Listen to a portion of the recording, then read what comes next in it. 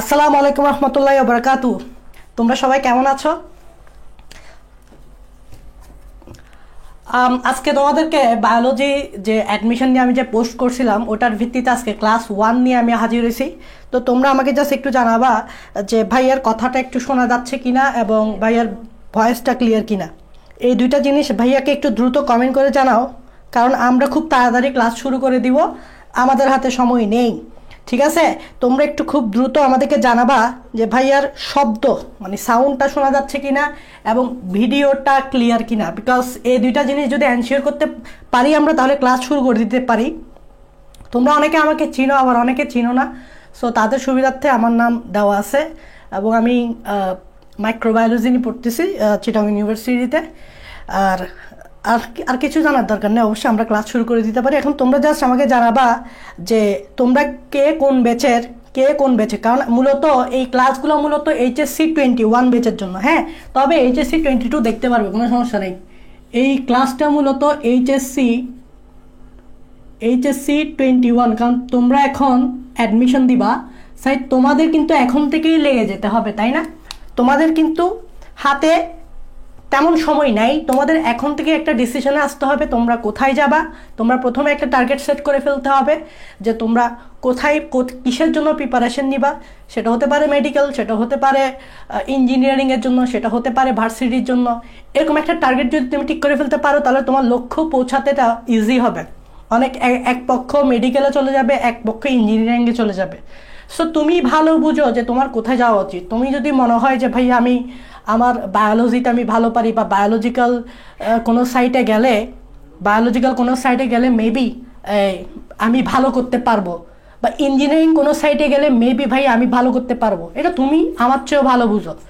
So তোমরা তোমাদের যে স্ট্রং পয়েন্ট সেটা মাথায় রেখে এখন একটা টার্গেট ঠিক করে ফেলবো। ধরো যাদের বায়োলজি তারা অবশ্যই কিন্তু এটা ঠিক করে ফেলবে যে তোমার বায়োলজিটাকে ঠিক লাগে তুমি মেডিকেল সাইডে যেতে পারো বা বায়োলজিক্যাল ডিপার্টমেন্ট সাইডে যেতে পারো। আর যারা মনে করো ফিজিক্স ম্যাথ এগুলোতে ভালো, তাহলে তোমরা ইঞ্জিনিয়ারিং ক্ষেত্রে কি করতে পারো, চুজ করতে পারো। এভাবে নিজেদের স্ট্রং ভিত্তিটা চুজ করে তোমরা তোমাদের টার্গেটটা কি করবা, তোমরা ডিটারমাইন করবা যে তুমি কোন টার্গেটে তুমি যেতে চাচ্ছ। টার্গেট থাকাটা জরুরি। লক্ষ্যহীন কোনো পরিশ্রম আসলে সফলতা বয়ে আনে না। তুমি যদি একটা নির্দিষ্ট টার্গেট থাকে, ওই টার্গেট অনুযায়ী তুমি কাজ করতে পারবে। হ্যাঁ, তোমার যদি টার্গেট না থাকে তাহলে তুমি কাজ করতে পারবে না। সো ফার্স্ট অফ অল তোমাকে একটা টার্গেট নিতে হইতে পারে সেটা ভার্সিটির জন্য, হইতে পারে সেটা মেডিকেলের জন্য, হইতে পারে সেটা ইঞ্জিনিয়ারিংয়ের জন্য। অনেকে আবার চাচ্ছে যে ভাইয়া আমি যদি মেডিকেলে যাই, যে মেডিকেলের পাশাপাশি কি ভাইয়া ভার্সিটির ক্ষেত্রে কি ভাইয়া আলাদাভাবে প্রিপারেশন নেওয়া যায়। আমাকে এটা অনেকে প্রশ্ন করছো, আমাকে আসলে সবার উত্তর দেওয়া পসিবল হয় না। অনেকেই মেসেজ করো তোমরা, এতগুলো মেসেজ দেওয়া সম্ভব হয় না। সো আমি বলবো হ্যাঁ যাই, যে তুমি যদি মেডিকেলের প্রিপারেশন নিতে থাকো সাথে সাথে যদি তুমি এডিশনাল ভার্সিটির প্রিপারেশন অপশনাল হিসেবে রাখো, এরকম নেওয়া যায়। বিকজ তুমি যদি মেডিকেলের ফিজিক্স কেমিস্ট্রি এগুলো দেখো তাহলে এগুলো খুব জেনারেল টাইপসের প্রশ্ন হয় মেডিকেলের ক্ষেত্রে, ঠিক আছে। সো কিন্তু ভার্সিটির ক্ষেত্রে কিন্তু ফিজিক্স কেমিস্ট্রি এগুলো মেডিকেলের মতো জেনারেল টাইপসের হয় না। ওয়েট আমি এটা দেখি। আচ্ছা তোমরা একটু আমাকে একটু জানাও যে কমেন্টটা শোনা যাচ্ছে, আমি চেক করি যে আমার আওয়াজটা শোনা যাচ্ছে কিনা।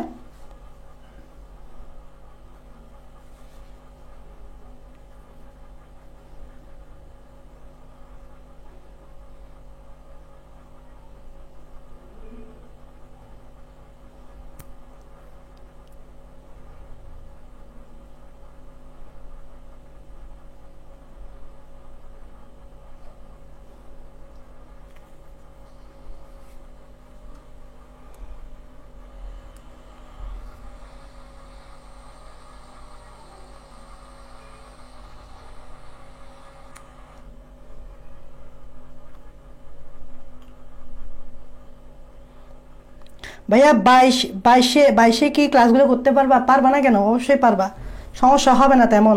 বাট 21 ব্যাচ তো মাস থাকতে হবে, 22 ব্যাচও থাকতে পারবা, কোনো সমস্যা নাই।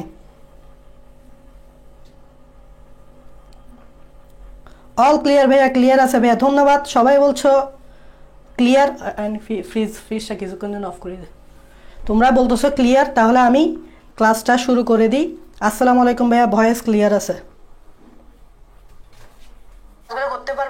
না কেন, অবশ্যই পারবা, সমস্যা হবে না তেমন।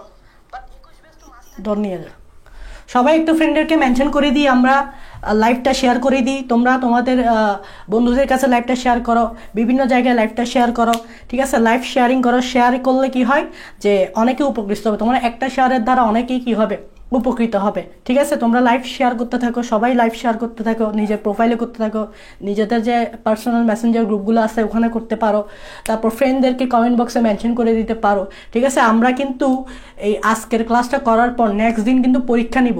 সো পরীক্ষার সময়, এটা কালকেই হবে পরীক্ষাটা, পরীক্ষার সময়টাও আমি পোস্ট করে বলে দিব। সো পড়ার সাথে আজকে ক্লাসটা করার সাথে সাথেই পরীক্ষার জন্য প্রিপারেশন নিয়ে দেবো আমরা। আজকে ক্লাস আমি যা পড়াবো ওইটার উপরই নেক্সট ক্লাসে পরীক্ষা হবে। সো তুমি রেগুলার পড়তে থাকো, রেগুলার পরীক্ষা দিতে থাকো, তোমাকে ঠেকাই কে?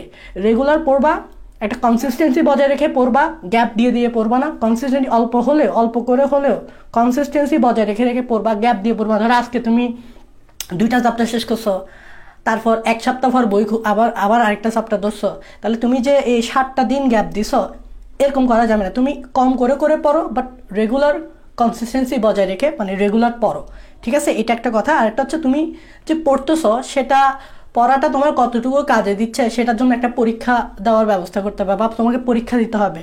সো তুমি যত বেশি পড়বা, যত বেশি পরীক্ষা দিবা, তুমি তত বেশি এগিয়ে, ঠিক আছে? আর আমি যদি বলি যে তোমাদের কে কোথায় যাওয়া উচিত, সেটা অবশ্য তোমরা ফিক্স করে ফেলবা। 22 ব্যাচ তো ফিক্স করার দরকার নেই, 22 ব্যাচ অনেক সময় আছে। 21 ব্যাচ যারা আছে তারা অবশ্য ফিক্স করে ফেলবা তুমি কোন জায়গায় যাবা। আমি বলতেছি মেডিকেলের পাশাপাশি ভার্সিটিটা করা যায় না আমি বলবো না, বাট তোমার যদি মেডিকেল ফার্স্ট প্রায়োরিটি দাও, অবশ্যই মেডিকেলটাকে আগে ফার্স্ট প্রায়োরিটি দিবা। তারপর এডিশনাল হিসেবে তুমি ভার্সিটির জন্য কি কি জিনিস পড়ে রাখতে হয় সেটা পড়ে রাখবা। মানে ধরো কেমিস্ট্রির জন্য একটু ভালোভাবে পড়তে হবে ভার্সিটির জন্য, কারণ মেডিকেলের কেমিস্ট্রি আর ভার্সিটি কেমিস্ট্রির মধ্যে একটু ডিফারেন্স আছে। ফিজিক্সও সেম, মেডিকেলের ফিজিক্স আর ভার্সিটি ফিজিক্সের মধ্যে ডিফারেন্স আছে। হ্যাঁ, মেডিকেলের ফিজিক্স কেমিস্ট্রি কিন্তু খুব জেনারেল লেভেলের নলেজ। তোমার যদি তোমার একাডেমিক বেসিকটা যদি থাকে না, তুমি ওই ক্ষেত্রে কিন্তু একাডেমিক বেসিকটা কাজে লাগাতে পারবা। প্রশ্ন কিন্তু মেডিকেলে সহজ এবং স্ট্যান্ডার্ড হয়, কিন্তু প্রতিযোগিতা বেশি হওয়াতে এবং সহজ জিনিস আমরা ইজিলি ভুল করে দিই, কারণ সহজ জিনিস একটু ভুল বেশি হয়, কঠিন জিনিস কম ভুল হয়, সহজ জিনিস একটু ভুল করার প্রবণতা বেশি। সো মেডিকেলের প্রশ্ন স্ট্যান্ডার্ড এবং তুলনামূলক সহজ হয়, বাট প্রতিযোগিতা অনেক বেশি। সো তোমার সামান্য ভুল হলেও তোমাকে একটু পিছায় নিয়ে যায়। সো এই জন্য মেডিকেলের ফিজিক্স কেমিস্ট্রির সাথে কিন্তু ভার্সিটি ফিজিক্স কেমিস্ট্রির ডিফারেন্স আছে। তুমি প্রশ্ন ব্যাংক সলভ করলেই বুঝবা, প্রশ্ন ব্যাংক সলভ করা বেশি তাহলে কিন্তু বুঝবা, ডিফারেন্সটা দেখবা তুমি। হ্যাঁ, তো এই জন্য বলছি মেডিকেলের পাশাপাশি তুমি ভার্সিটিটা ব্যাকআপ হিসেবে রাখতে পারো, তবে তোমার যদি মেডিকেল ফার্স্ট প্রায়োরিটি, অবশ্যই মেডিকেলটাকে ফার্স্ট প্রায়োরিটি হিসেবে তোমাকে ওভাবেই পড়তে হবে। তার পাশাপাশি বললাম না যে ভার্সিটি কী পড়বা, এগুলো পড়ে ফেলবা, এটাই হচ্ছে কথা। আর যারা ইঞ্জিনিয়ারিং সাইডে যাবা, এটা আমি অত বেশি ভালো বলতে পারবো না, আমি ওই সাইডে পড়ালেখা করি নাই। ওটা আমাদের এখানকার এসডি আপার ভাই আছে, চিন্ময় ভাই আছে, ওনারা গাইডলাইন দিছে। আশা করি তোমরা ওনাদের থেকে উপকৃত হবা, আমি আশা করি। সো তোমরা যারা 21 পেজ একটা টার্গেট ফিক্স করে রাখো, ভাইয়া আমি এখানে যাব। সো বায়োলজি যে সাবজেক্টটা আমি তোমাদেরকে পড়াবো, এই সাবজেক্টটা কিন্তু সব জায়গায় আছে।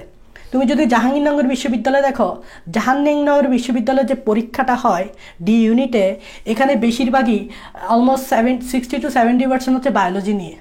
তার মানে তুমি যদি বায়োলজিতে তুমি নিজেকে বেটার মনে করো, তাহলে তোমার জন্য জাহাঙ্গীরনগরে একটা সিট কনফার্ম, এরকম কনফিডেন্স তোমার থাকতে হবে। তুমি যদি বায়োলজিকে মনে করো এক্সপার্ট, তোমার বায়োলজিতে তুমি যদি ভালো করতে পারো, তুমি মনে করবা জাহাঙ্গীরনগর ইউনিভার্সিটিতে তোমার জন্য একটা সিট কনফার্ম। বিকজ জাহাঙ্গীরনগর বিশ্ববিদ্যালয়ের যে ডি ইউনিটটা আছে, মানে বায়োলজিক্যাল ডিপার্টমেন্টটা আছে, ওখানে কিন্তু তুমি বায়োলজি থেকেই বেশিরভাগ আনসার করতে হয়। অলমোস্ট আই হ্যাভ 50% নাম্বার হচ্ছে বায়োলজিতে।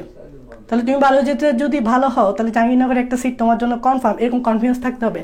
সো যে জায়গায় বেশি স্ট্রং, সেটাকেই তুমি কাজে লাগিয়ে তোমার কনফিডেন্সটা আনতে হবে।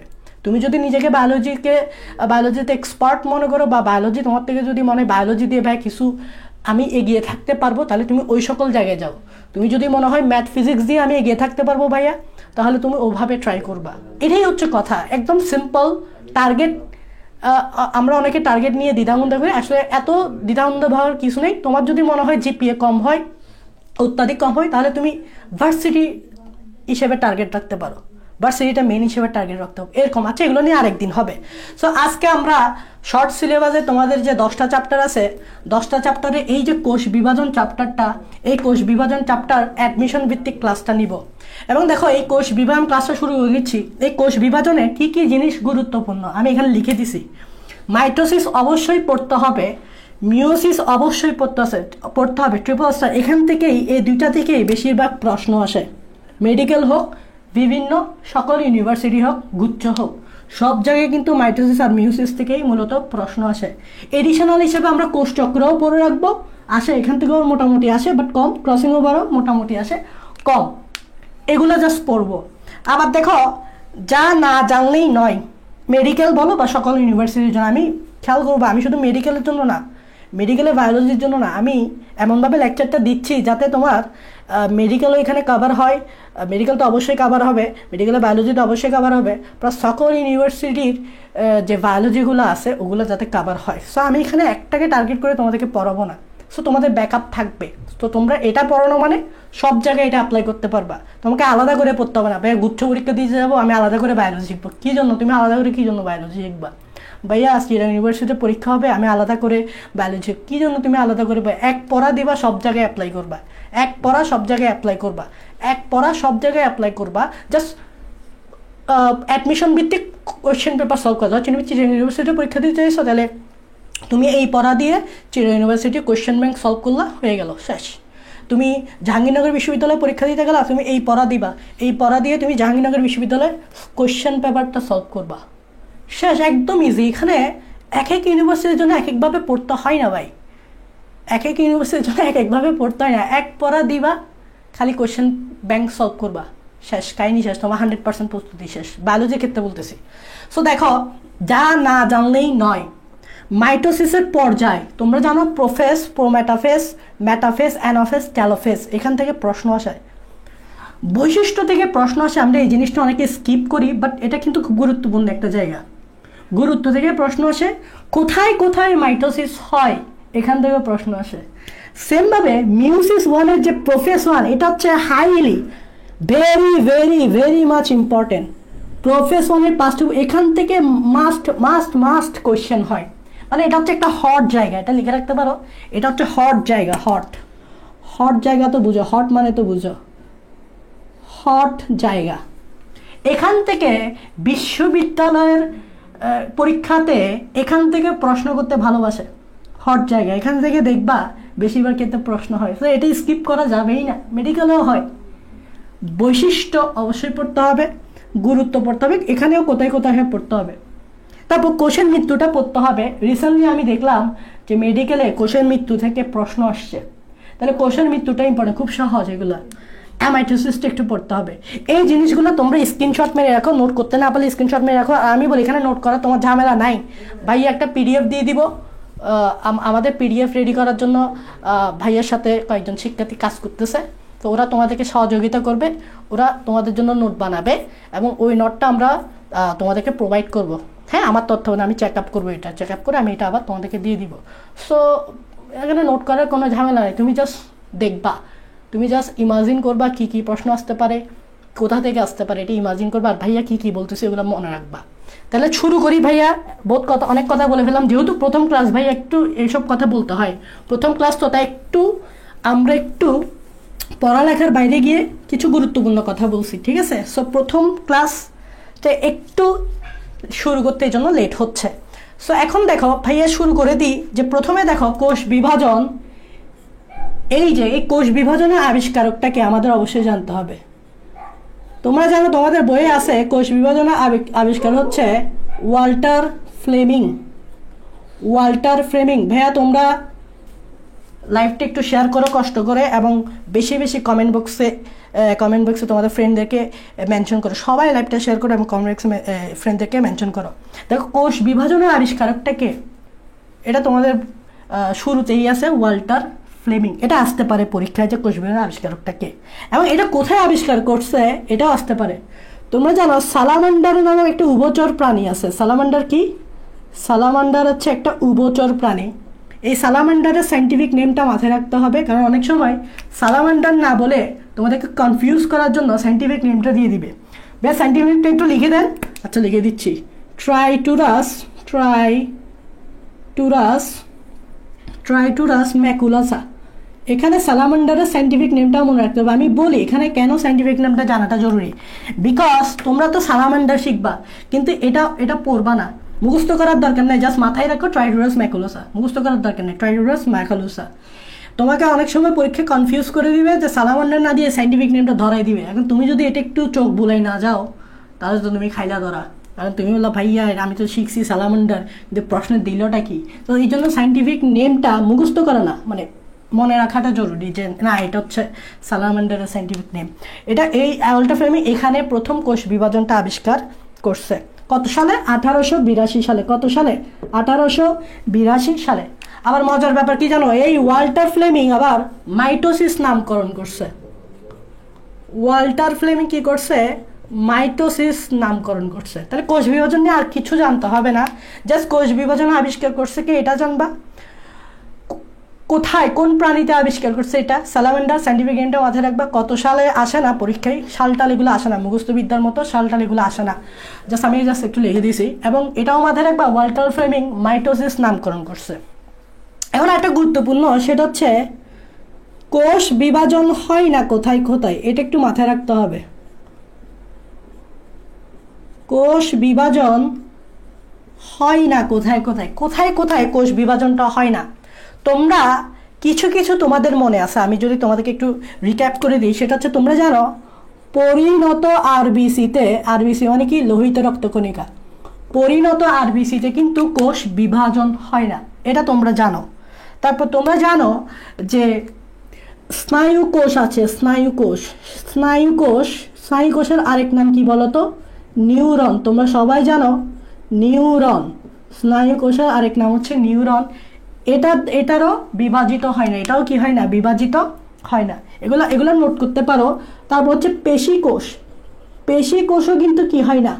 বিভাজিত হয় না। এগুলো জাস্ট চোখ বলে যাবে, এগুলো মুখস্থ করার কিছু নাই।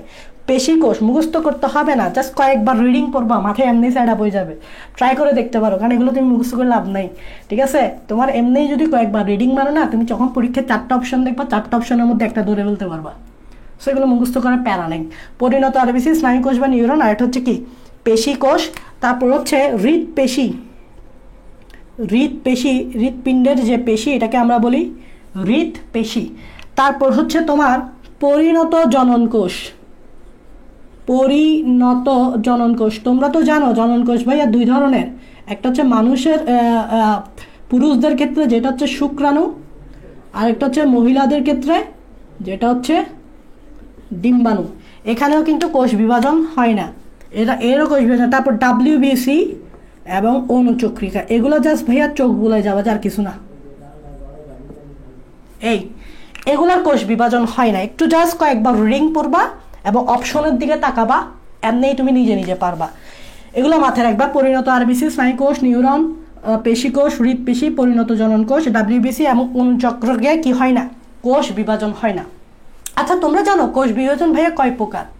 তোমরা এটা জানো কি না যে ভাইয়া কোষ বিভাজন কয় প্রকার? অবশ্যই জানো যে ভাইয়া কোষ বিভাজন হচ্ছে 3 প্রকার, তাই না? ভাইয়া কোষ বিভাজন কয় প্রকার? 3 প্রকার। একটা হচ্ছে অ্যামাইটোসিস,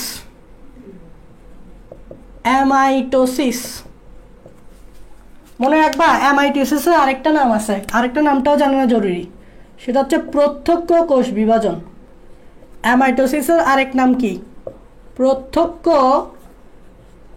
কোষ বিভাজন, ঠিক কিনা?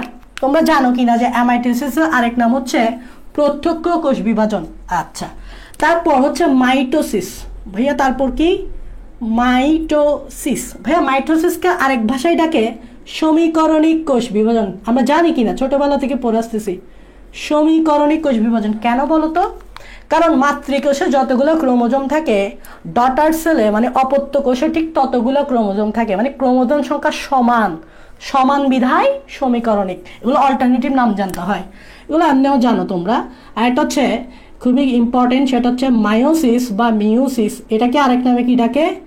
হ্রাসমূলক কোষ বিভাজন। এটাও তোমরা জানো কেন এটাকে হ্রাসমূলক কোষ বিভাজন বলে? কারণ মাদার সেলে বা মাতৃকোষে যতগুলো ক্রোমোজোম থাকে অপত্য কোষে ঠিক তার অর্ধেক অর্ধেক ক্রোমোজোম থাকে, অর্ধেক মানে কমে যাওয়া না, তাই এটাকে বলতেছে হ্রাসমূলক কোষ বিভাজন। এগুলো জাস্ট একটু জানতে হবে, এগুলো তোমরা জানো আমি জানি, তোমরা জানো আমি জানি। আমার দায়িত্ব হচ্ছে এগুলো তোমাদেরকে বলা এবং পরীক্ষায় কি কি আসবে বা কিভাবে আসলে তুমি ভুল করতে পারো বা তোমার মাথায় রাখা উচিত যে এভাবে পরীক্ষায় আসতে পারে বা এটা আসলে তুমি ভুল করতে পারো, এটা তোমাকে ধরায় দেওয়া। কারণ আমরা তো জানি যে এখান থেকে কি প্রশ্ন কিভাবে আসলে প্রশ্ন স্টুডেন্ট কনফিউজ হয়ে যেতে পারে এবং কনফিউজ হয়ে যাওয়ার কারণে ভুলটা দাগায় ফেলতে পারে। সে একটু মনোযোগ দেবে, একটু মনোযোগ দেবে। এখানে ভাইয়া কনফিউশনটা তোমাদেরকে ধরাই দিব, তোমরা কোন জায়গায় কনফিউজ হতে পারো এবং সেই কনফিউজটা তুমি কেমনে দূর করতে পারো সেটাও বলবো, ঠিক আছে? একটু মনোযোগ দিবা, একটু মনোযোগ দিবা, মাত্র তো শুরু করলাম। এখন দেখো, তোমাকে যদি ভাইয়া জিজ্ঞেস করে ভাইয়া এই অ্যামাইটোসিস কোথায় কোথায় হয়, খুবই গুরুত্বপূর্ণ। মাইটোসিস কোথায় হয়, গুরুত্বপূর্ণ।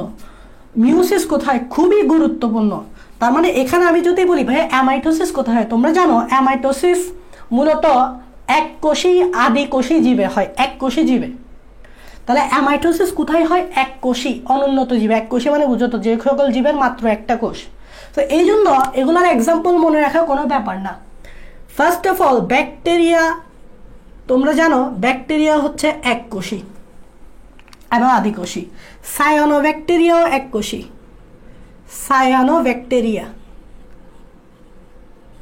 সায়ানোব্যাকটেরিয়া। ভাইয়া এটা কার ক্ষেত্রে বলতেছেন? এই যে ভাইয়া অ্যামাইটোসিসের ক্ষেত্রে বলতেছি। মনে রাখবা সায়ানোব্যাকটেরিয়া আরেকটা নাম আছে BGA। তোমরা কি জানো? বি মানে ব্লু, জি মানে গ্রিন, এ মানে অ্যালগি। তাহলে সায়ানোব্যাকটেরিয়া আরেক নাম হচ্ছে ব্লু গ্রিন অ্যালবি বা নীলাভ সবুজ শৈবাল, বাংলায় বললে নীলাভ সবুজ শৈবাল। এটাও কিন্তু অ্যামাইটোসিস হয়। তারপর ভাইয়া আর কি হয়? অ্যামিবাকে তো তোমরা চিনো, অ্যামিবা যেটা ক্ষণপথ তৈরি করে, ক্ষণপথ অ্যামিবা। এই অ্যামিবা কিন্তু এককোষী। এটাতে হয় ইস্ট চিনো তোমরা, ইস্ট যেটাকে আমরা বলি ছত্রাক, পাউরুটি ফুলানোর জন্য বলে না ইস্ট ব্যবহার করে। ইস্টটা কিন্তু একটা ছত্রাক এবং ইস্টও কিন্তু এককোষী। এই কয়েকটা এক্সাম্পল মনে রাখবা, হয়ে যাবে। তাহলে পরীক্ষা আসতে পারে যে নিচের কোনটিতে অ্যামাইটোসিস হয়। তাহলে তুমি যদি এই চারটা পড়ে রাখো, 1 2 3 4টা যদি পড়ে রাখো তাহলে তুমি অ্যামাইটোসিস পেরে যাচ্ছ। মাইটোসিস কোথায় হয়? এটা তো খুবই সহজ। মাইটোসিস হয় দেহ কোষে। তোমরা জানো মাইটোসিস হয় কোথায়? দেহ কোষ, দেহ। কারণ মাইটোসিস হয় আমাদের দেহ বৃদ্ধির জন্য, তো অবশ্যই দেহতেই হবে। মনে রাখবা আমরা যে বড় হচ্ছি কার কারণে? মাইটোসিসের কারণে। তাহলে দেহতেই তো হবে মাইটোসিস, দেহ কোষ। তো দেহ কোষ বলতে কি বোঝাচ্ছে? যেমন আমি যদি বলি উদ্ভিদ লম্বায় বড় হবে না, তাহলে উদ্ভিদের কাণ্ডতে মাইটোসিস ঘটবে। তারপর উদ্ভিদের শাখা প্রশাখা বার হবে না, এভাবে এভাবে এদিক দিয়ে একটা হাত বাইর হবে উদ্ভিদের, মানে শাখা বাইর হবে, শাখার উপর আবার পোশাখা বাইর হবে। তাহলে শাখা পোশাখা যে লম্বা হচ্ছে, এটাও কার কারণে? মাইটোসিসের কারণে। তারপর মূল, উদ্ভিদের যে মূল থাকে, মূলও কিন্তু এভাবে লম্বাই বড় হয়। মূল তো থাকে মাটির নিচে, তো দেখবা মূল কিন্তু মাটির নিচে এভাবে লম্বায় বৃদ্ধি পায়। তাহলে মূলও বৃদ্ধি পাচ্ছে কার কারণে? মাইটোসিসের কারণে। ঠিক আছে, মূলও বৃদ্ধি হচ্ছে কার কারণে? মাইটোসিসের কারণে। ঠিক আছে। তারপর তোমার ক্যাম্বিয়াম, তোমরা জানো ক্যাম্বিয়াম, জানো কি না জানি না, টিস্যুতন্ত্র যদি পড়ো, ক্যাম্বিয়াম হচ্ছে একটা ভাজক টিস্যু। তাহলে ক্যাম্বিয়ামে কিন্তু এই মাইটোসিস হয়। এগুলো আমি নোটে দিয়ে দিব, সো সমস্যা নেই। আচ্ছা, এটা খুবই ইম্পর্টেন্ট টু জানা যে মায়োসিসটা কোথায় হয়, খুবই গুরুত্বপূর্ণ, তাই একটু ফোকাস দিবা। মায়োসিসটা খুবই গুরুত্বপূর্ণ, একটু ফোকাস দিবা। দেখো মায়োসিসটা, সেটা হচ্ছে, দেখো এভাবে লিখতেছি আমি, ডিপ্লয়েড জীবে, আমার সাথে সাথে লিখবা আর বোঝার চেষ্টা করবা। ডিপ্লয়েড জীবে বা উন্নত জীবে, এটাও লিখো, বা উন্নত জীবে, বা আরেকটা নাম লিখো স্পোরোফাইটিক জীবে। দেখো এভাবে বলার কারণ আছে, প্রশ্ন যদি আসে তাহলে তোমরা যে ভুল করতে পারো সেটাই আমি ধরাই দিব। বা স্পোরোফাইটিক জীবে, এখানে আমি 3টা অপশন দিছি ভাই, এগুলো একটু মুছে দিই, এগুলো কোনো কাজ নেই। এই দেখো ভাই কয়টা অপশন দিছে। একটা হচ্ছে ডিপ্লয়েড, ডিপ্লয়েড মানে বুঝো তো টুয়াইস এন যাদের ক্রোমোজোম থাকে, বা উন্নত, এদেরকে বলে উন্নত জীব, বা আবার এদেরকে বলে স্পোরোফাইটিক জীব। সো মনে রাখবা স্পোরোফাইটিক মানেই ডিপ্লয়েড। সো এখানে 3টা অবলিক দিছি না, সো 3টা একই কথা, স্পোরোফাইটিক মানেই কি? ডিপ্লয়েড। এই ডিপ্লয়েড জীব যদি বলে এদের মিউসিস কোথায় হবে জানো? এদের মিউসিস হবে জনন মাতৃকোষে। এটা খুবই ইম্পর্টেন্ট, পরীক্ষায় আসবে। জনন মাতৃকোষে। তার মানে তোমাকে যদি প্রশ্নে বলে ডিপ্লয়েড জীবে বা উন্নত জীবে বা স্পোরোফাইটিক জীবে, এটা বেশি আসে স্পোরোফাইটিক, স্পোরোফাইটিক জীবে তোমার মিউসিস কোথায় হয়? আনসার হবে জনন মাতৃকোষ। তো মনে রাখবা জনন মাতৃকোষ কিন্তু টোয়াইস এন, কারণ মিউসিস সবসময় টোয়াইস এনে হবে, কারণ টোয়াইস এনে না হলে তো ক্রোমোজোম সংখ্যা অর্ধেক হবে না। তুমি যদি মনে করো ভাইয়া মিউসিস এন এ হবে, দেখো এন এ যদি মিউসিস হয় তাহলে তো এরকম হাফ এন হয়ে যাবে, half an half an. It is possible not. তোমরা কি এন শুনছো কিন্তু হাফ এন কখনো শুনছো? শুনো নেই। সো এই জন্য মিউসিস সবসময় 2n এ হইতে হবে। 2n এ হলে এটা এন হবে, এটা এন হবে, বুঝতে পারছো? সো মিউসিস কখনো হ্যাপ্লয়েড কোষে হয় না, মিউসিস সবসময় ডিপ্লয়েড কোষে হয়। খেয়াল রাখবে এটা হচ্ছে ডিপ্লয়েড কোষ, তাই টোয়াইস এন দিছি। তার মানে তোমাকে যদি কেউ জিজ্ঞেস করে ডিপ্লয়েড জীবে কোথায় হয়, জনন মাতৃকোষে। এখন তোমাকে যদি এরকম বলে হ্যাপ্লয়েড জীবে, একটু ফোকাস করবা। হ্যাপ্লয়েড জীবে, হ্যাপ্লয়েড মানে তো বুঝো, বা অনুন্নত জীবে, বা অনুন্নত জীবে, বা গ্যামিটোফাইটিক জীবে, বা গ্যামিটোফাইটিক জীবে, বা গ্যামিটোফাইটিক জীবে মিউসিস কোথায় হয়, তখন আনসার অনেকে কি করবে জানো? এটা অপশনে দিবে, ওই যে চালাকি করবে, এটা অপশনে দিয়ে দিবে তোমাদেরকে কনফিউজ করার জন্য, কিন্তু আনসার এটা দেওয়া যাবে না। এটার আনসার হবে জাইগোটে। দেখো, তার মানে সবাই আনসার দিবে এটা, কিন্তু ওই যে বললাম ধরতে পারবা না, আনসার কিন্তু এটা হবে, জাইগোট হবে। এবং তোমরা জানো জাইগোট হচ্ছে টোয়াইস এন, যেহেতু টোয়াইস এন তাই জাইগোটেই হবে, আদারওয়াইজ হ্যাপ্লয়েড জীব তো সবসময় এন হয়। এখন দেখো এন এ কখনো মিউসিস হয়, এন এ কখনো মিউসিস হয় না, তাই টোয়াইস এন হইতে হবে, তাই জাইগোটেই মিউসিস হবে। টোয়াইস এন মিউসিস সবসময় টোয়াইস এনে হয়, মানে ডিপ্লয়েড কোষে হয়, তো জাইগোটটা একটা ডিপ্লয়েড কোষ, তাই এখানেই হবে। হ্যাপ্লয়েড জীবে সবগুলো হ্যাপ্লয়েড থাকে, তো বাকি জায়গায় মিউসিস হওয়ার চান্স নাই, এটা যেহেতু ডিপ্লয়েড তাই এখানেই মিউসিসটা হবে। তাহলে দেখো ডিফারেন্স আছে, কিন্তু তোমরা ভুল করতে পারো। সো এই জন্য এই কথাগুলো ফোকাস করবা, হ্যাঁ কথাগুলো ভালোভাবে ফোকাস করবা। যেহেতু এখানে জাইগোটিস মিউসিসটা হচ্ছে, এখানে জাইগোটে মিউসিসটা হচ্ছে, তাই এই ধরনের মিউসিসকে একটা নামকরণ করা যায়। এই ধরনের মিউসিসকে বলা হয় জাইগোটিক মিউসিস। দেখো একটার সাথে একটা লিঙ্ক আপ, এই ধরনের মিউসিসকে বলা হয় জাইগোটিক মিউসিস। এখন তোমাকে যদি কেউ জিজ্ঞেস করে ভাইয়া কেন এটাকে জাইগোটিক মিউসিস বলতেছেন, কারণ মিউসিসটা কোথায় হচ্ছে? জাইগোটে। যেহেতু জাইগোটে হচ্ছে তাই নামটাও ওভাবে দিতে হবে, জাইগোটিক মিউসিস। সো প্রশ্নে এভাবেও আসতে পারে জাইগোটিক মিউসিস কোথায় হয়, নামেই বোঝা যাচ্ছে জাইগোটিক মিউসিস ভাইয়া জাইগোটেই হয়, নামে বোঝা যাচ্ছে, ঠিক আছে? এবং মনে রাখবা এই জাইগোটিক মিউসিসটা মূলত তোমাদের বইয়ে যদি দেখো একটা শৈবালের নাম দিছে, শৈবালটার নাম হচ্ছে স্পাইরোগাইরা। স্পাইরোগাইরা নামক শৈবালে হয়, সাইন্টিফিক নেম তো নিচে দাগ দিবা। এটা শৈবাল, কিন্তু এটা কি একটা শৈবাল, তোমরা তো শৈবাল চিনাও। তাহলে জাইগোটিক মিউসিসের এক্সাম্পল দিতে পারো, সেটা হচ্ছে স্পাইরোগাইরা। এই জিনিসগুলো আমি নোটে দিয়ে দিব, সো তুলা না তুলা নিয়ে টেনশন করিও না। সে তুমি জাস্ট তুমি কি ভুল করতে পারো, সেটা তুমি ভালোভাবে যাচাই করো। এখানে আমি আসছি মূলত তুমি কি ভুল করতে পারো বা তুমি কিভাবে কনফিউজ হইতে পারো, এগুলো ধরাই দেওয়া। এগুলো তুমি যদি ধরতে পারো, তুমি যদি কি বলবো, তুমি যদি উত্তেজিত না হয়ে যাও, তুমি যদি কুল এবং কাম থাকো, তাহলে তোমার মাথা ঠিকভাবে খেলবে। তুমি যদি উত্তেজিত হয়ে যাও বা তোমার মধ্যে যদি একটা ভয় কাজ করে, তাহলে কিন্তু তোমার পরীক্ষার হলে কিন্তু তোমার মাথা ঠান্ডা থাকবে না। মাথা ঠান্ডা না থাকার কারণে তুমি পারা জিনিসও ভুল করে দিয়ে আসবে। অনেক বেশিরভাগ ক্ষেত্রে স্টুডেন্টরা বলে ভাইয়া পারা জিনিস ভুল করে দিয়ে আসলাম। আসলে পারা জিনিস ভুল করে দিয়ে আসছো, পরীক্ষার হলে তুমি কনফিউজ হয়ে গেছো, প্লাস তুমি একটা ভয় পাচ্ছিলা, তোমার মনের মধ্যে একটা কনফিডেন্স ছিল না। তাই কনফিডেন্স থাকাটা জরুরি। তোমাকে প্রতিটা সাবজেক্টে একটা কনফিডেন্স রাখতে হবে যে ভাইয়া না, এই সাবজেক্টটা আমি ভালোভাবে পারি, তাহলে এখান থেকে যেরকম প্রশ্ন আসুক না কেন আমি পারবো। সো কনফিডেন্স হচ্ছে মেইন কি, এটা তোমাকে রাখতেই হবে। তুমি যে কোনো সাবজেক্টে তোমার কনফিডেন্স থাকাটা জরুরি, তাহলে তুমি দেখবা তুমি ওই সাবজেক্টটা আর ভয় লাগতেছে না। ঠিক আছে, এখান থেকে আর তেমন কিছু জানার নাই। সো ভাইয়া মুছে দিচ্ছি, ভাইয়া মুছে দিচ্ছি। ওকে, দেখো এবার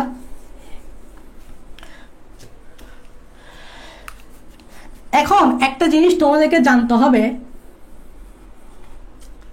সেটা হচ্ছে কোষ চক্র সম্বন্ধে একটু জানতে হবে।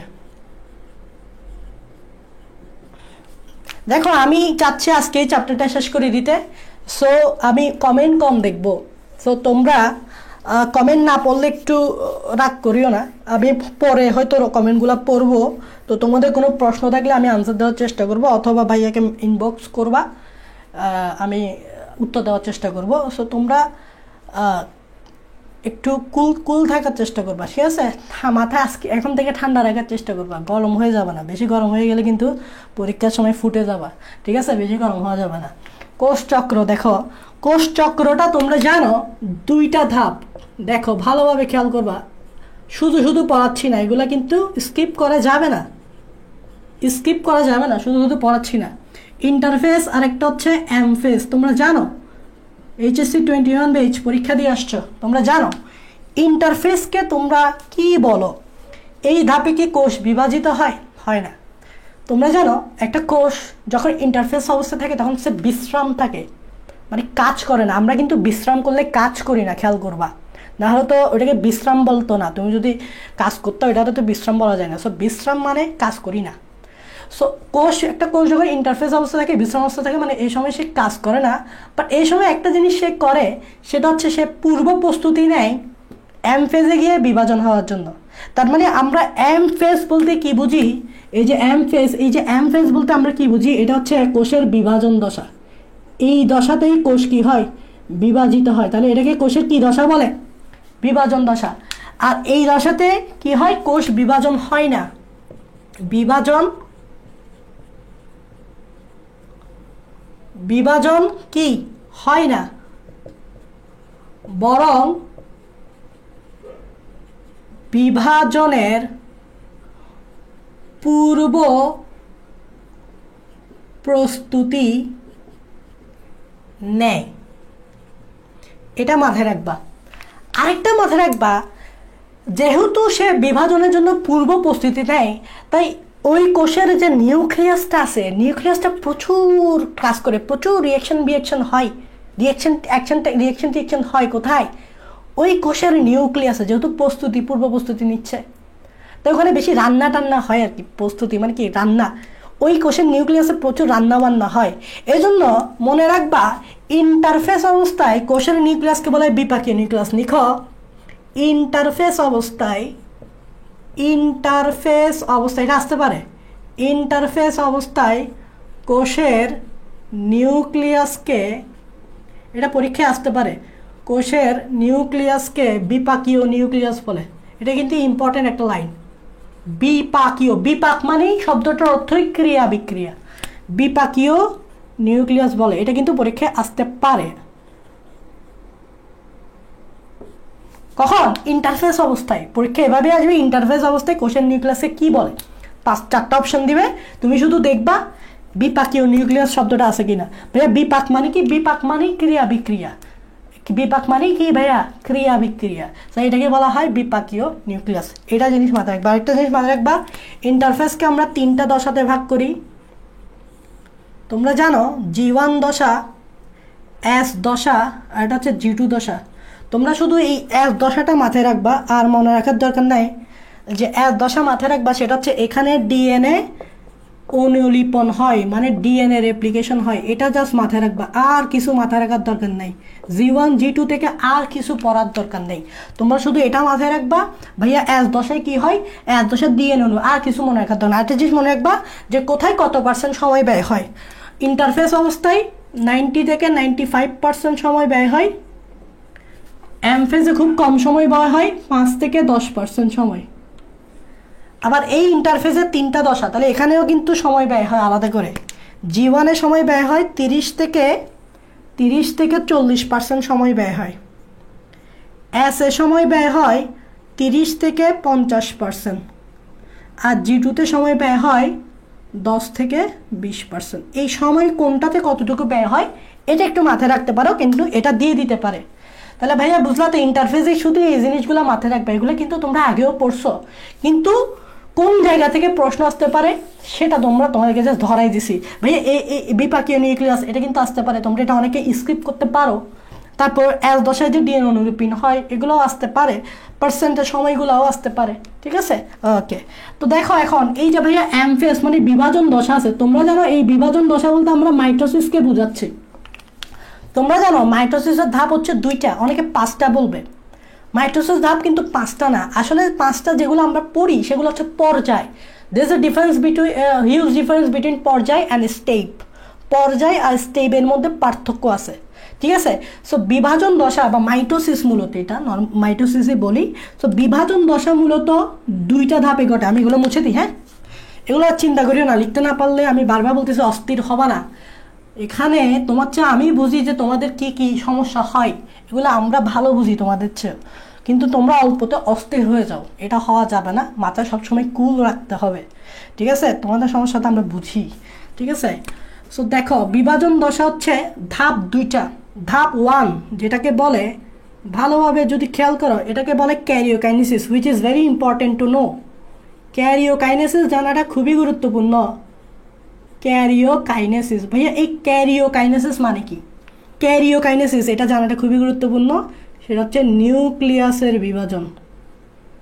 নিউক্লিয়াসের বিভাজন পরীক্ষায় এটাই আসে যে নিউক্লিয়াসের বিভাজনকে কি বলে। 4টা অপশন দিবে, আনসার হবে ক্যারিওকাইনেসিস। পরীক্ষায় আসে নিউক্লিয়াসের বিভাজনকে কি বলে, 4টা অপশন দিবে, ক্যারিওকাইনেসিস আনসার হবে। আমি এটাও মাথায় রাখবা, এই ক্যারিওকাইনেসিস সর্বপ্রথম দেখতে পান বিজ্ঞানী শ্লাইকার। এই ক্যারিওকাইনেসিস সর্বপ্রথম দেখতে পান বিজ্ঞানী শ্লাইকার। তেমন বেশি ইম্পর্টেন্ট না, বাট জেনে রাখাটা ভালো। জাস্ট এটা জানবা নিউক্লিয়াসের বিভাজনের নামটা কি, ক্যারিওকাইনেসিস, এটাই ইম্পর্টেন্ট। আর একটা ধাপ নাম্বার 2 যেটা খুবই কমন, তোমরা সবাই জানো। ধাপ নাম্বার 2 কি বলো? সাইটোকাইনেসিস। সাইটোকাইনেসিস, ভাইয়া সাইটোকাইনেসিস মানে কি? নাম দেখে বোঝা যাবে। ভাইয়া কাইনেসিস শব্দটার অর্থ হচ্ছে চলন। কাইনেসিস শব্দটার অর্থ হচ্ছে চলন বা বিভাজন, যেটাই বলো। আমি এখানে আপাতত বিভাজন বলতেছি, চলন না বলে এখানে বিভাজন বলতেছি। আর সাইটোড শব্দটা আসছে সাইটোপ্লাজম থেকে। তাহলে সাইটোকাইনেসিসটা কি ভাইয়া? সাইটোপ্লাজমের বিভাজন। এটা আসে না তেমন, কারণ এটা বেশি সহজ, কারণ সাইটো দিয়ে বোঝা যায়, সাইটোপ্লাজম নিশ্চয়ই সাইটোপ্লাজমের বিভাজন, বাট এটা বোঝা যায় না। ক্যারিও শব্দটার সাথে নিউক্লিয়াসের তেমন মিল খুঁজে পাওয়া যায় না, তাই এটা একটু কনফিউজ করার জন্য তোমাদেরকে একটু দিয়ে দেয় যে ভাই নিউক্লিয়াসের বিভাজনটা কি, ক্যারিওকাইনেসিস। এটা একটু মিলে না, দেখো নিউক্লিয়াস কোথায়, ক্যারিও শব্দটা কোথায়, মিলে না কিন্তু। তো এটা দিয়ে দেয়, এটা মিলে তো এটা তেমন দেয় না, ঠিক আছে? এখন এই যে ক্যারিওকাইনেসিস পড়ো না, এটারই তোমরা পড়ো 5টা পর্যায়। এই যে তোমরা অ্যাকচুয়ালি 5টা পর্যায়ে যে পড়ো, অ্যাকচুয়ালি তোমরা এই ক্যারিওকাইনেসিসের পড়ো। তোমরা যে 5টা পর্যায় পড়ো, অ্যাকচুয়ালি এটা ক্যারিওকাইনেসিস পড়ো। মানে কি কি বলো তো ভাইয়া? খুবই ইম্পর্টেন্ট, এগুলো জানতে হবে। প্রোফেস, প্রোমেটাফেস, এগুলো তো জাস্ট লিখে দিচ্ছি, এগুলো জানো অবশ্য। মেটাফেস, অ্যানাফেস এবং টেলোফেস, এবং কি টেলোফেস, ঠিক আছে? এবং কি টেলোফেস। এই শেষ, এখান থেকে জাস্ট এগুলোই জানবা, আর কিছু না, আর কিছু না। এখন আমরা কাজ কি জানো? এখন যেটা পড়বো বেশি গুরুত্বপূর্ণ, সেটা হচ্ছে প্রোফেস, প্রোমেটাফেস, মেটাফেস, অ্যানোফেস এবং টেলোফেস। এই 5টা কিছু গুরুত্বপূর্ণ পয়েন্ট মাথায় রাখবো, যেগুলা মেডিকেল থেকে শুরু করে ইউনিভার্সিটির সকল পরীক্ষায় আসে। প্রোফেস থেকে কি জানলে ভাইয়া কমন পাবো, এটাই হচ্ছে কথা। মেটাফেস থেকে কী পড়লে কমন পাবো, মেটাফেস থেকে কী মনে রাখতে হবে, অ্যানাফেস থেকে কী মনে রাখতে হবে, টেলোফেস থেকে কী মনে রাখতে হবে, এটাই হচ্ছে ইম্পর্টেন্ট। চলো আমরা এই প্রোফেস, প্রোমেটাফেস এগুলো নিয়ে একটু জেনে ফেলি। তোমরা যারা HSC 22 ব্যাচ করতে পারবে কি না বলতেছ, অবশ্যই করতে পারবে। আমি বলতে পারি না যে তোমরা করতে পারো না, করতে পারবে, বাট তোমরা একাডেমিক এটা করতে গিয়ে তোমাদের একাডেমিক পড়াটা কিন্তু যাতে মিস না হয়, ঠিক আছে? দেখো ভাইয়া আমি এভাবে করে দিব, তোমরা পয়েন্টগুলো লিখবা। ভাই প্রোফেস থেকে কী আসতে পারে, আমি star, single star, triple star এভাবে দিব, যাতে তুমি এখান থেকে আবার বাইর করতে পারো কোনটা বেশি গুরুত্বপূর্ণ। সো প্রোফেস থেকে তোমাকে অবশ্যই কী মনে রাখতে হবে, যে সিঙ্গেল স্টার দিবা, মানে তেমন বেশি গুরুত্বপূর্ণ না।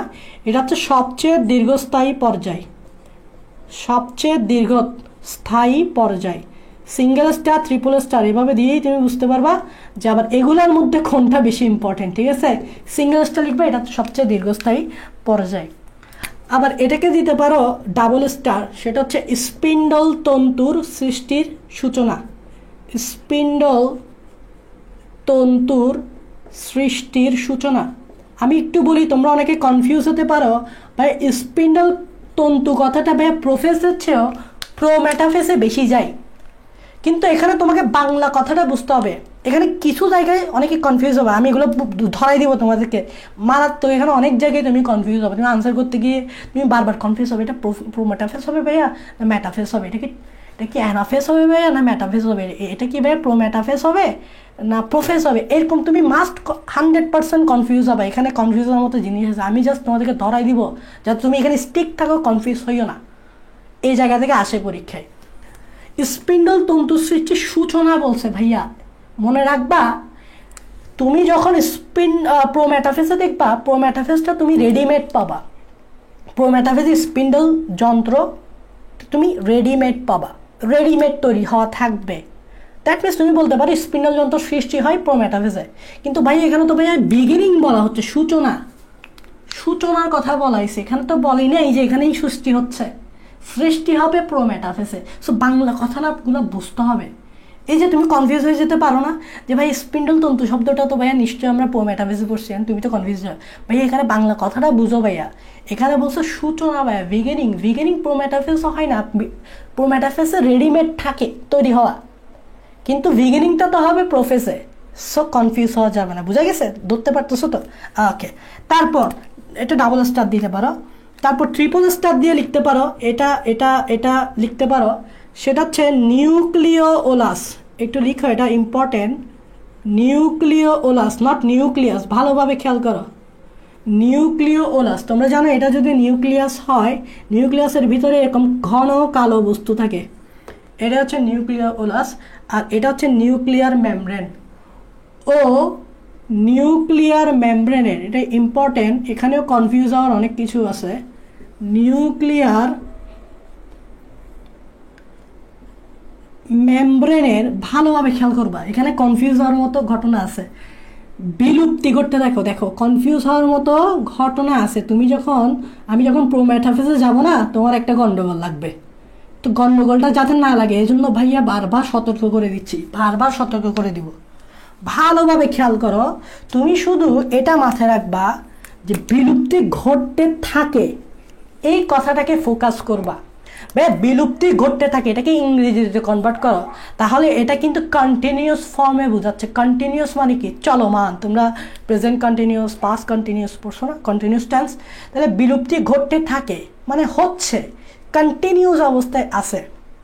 তো বলো কোন জায়গায় কন্টিনিউয়াস হবে, আগের জায়গায় না পরের জায়গায়? মানে আমি বলতে চাচ্ছি, ধরো একটা কাজ তুমি শুরু থেকে করতেই আসো, তারপরে একটা স্টেজে গিয়ে তোমার কাজটা শেষ হয়েছে, তাহলে তুমি বিগিনিংটা করবা না, তুমি কাজটা শুরু করবে না, আমি কাজটা রানিং রাখবা না, তো বিগিনিংটা সবসময় প্রোফেসই হয়। বিগিনিংটা সবসময় কী হয়? প্রোফেসের, নাকি প্রোফেসের আগে কিছু আছে না? তো বিগিনিং যেখানে থাকবে সেখানে তো কন্টিনিউয়াস অবস্থায় থাকবে। বিগিনিং মানে সৃষ্টির সূচনা যেখানে হবে, কন্টিনিউয়াস ফর্ম তো সেখানেই থাকবে, চলমান অবস্থা তো সেখানেই থাকবে। তাই মনে রাখবা, ঘটতে থাকে শব্দটাকে ফোকাস করবা, তাহলে সাথে সাথে তুমি প্রোফেস দাগাবা। তো লাস্টের লাইনটাকে ফোকাস করবা, কন্টিনিউয়াস ফর্মে থাকবে বিগিনিংয়ে, আর বিগিনিং মানে প্রোফেস। সো কনফিউজ হওয়ার মতো জায়গা আছে, এই জন্য আমি আগে থেকে সতর্ক করে দিচ্ছি, পরীক্ষা আসবে এগুলা। আরেকটা লিখো সিঙ্গেল স্টার দিয়ে, সেটা হচ্ছে জল যোজন, বিয়োজন। তোমরা জানো যে প্রোফেসে ক্রোমোজোম জল কি করতে থাকে, প্রোফেজে ক্রোমোজোম কি করতে থাকে, জল বিয়োজন, মানে জল ছেড়ে দেয়, ছল ছেড়ে যেতে থাকে, ঠিক আছে, জল বিয়োজন, এটা মাথায় রাখবা। তারপর ট্রিপল স্টার দিয়ে এটা মাথায় রাখবা, ট্রিপল স্টার দিয়ে এটা মাথায় রাখবা যে ক্রোমোজোম সেন্ট্রোমিয়ার ব্যতীত, খুবই ইম্পর্টেন্ট লাইন, ক্রোমোজোম সেন্ট্রোমিয়ার ব্যতীত, খুবই ইম্পর্টেন্ট লাইন, ক্রোমোজোম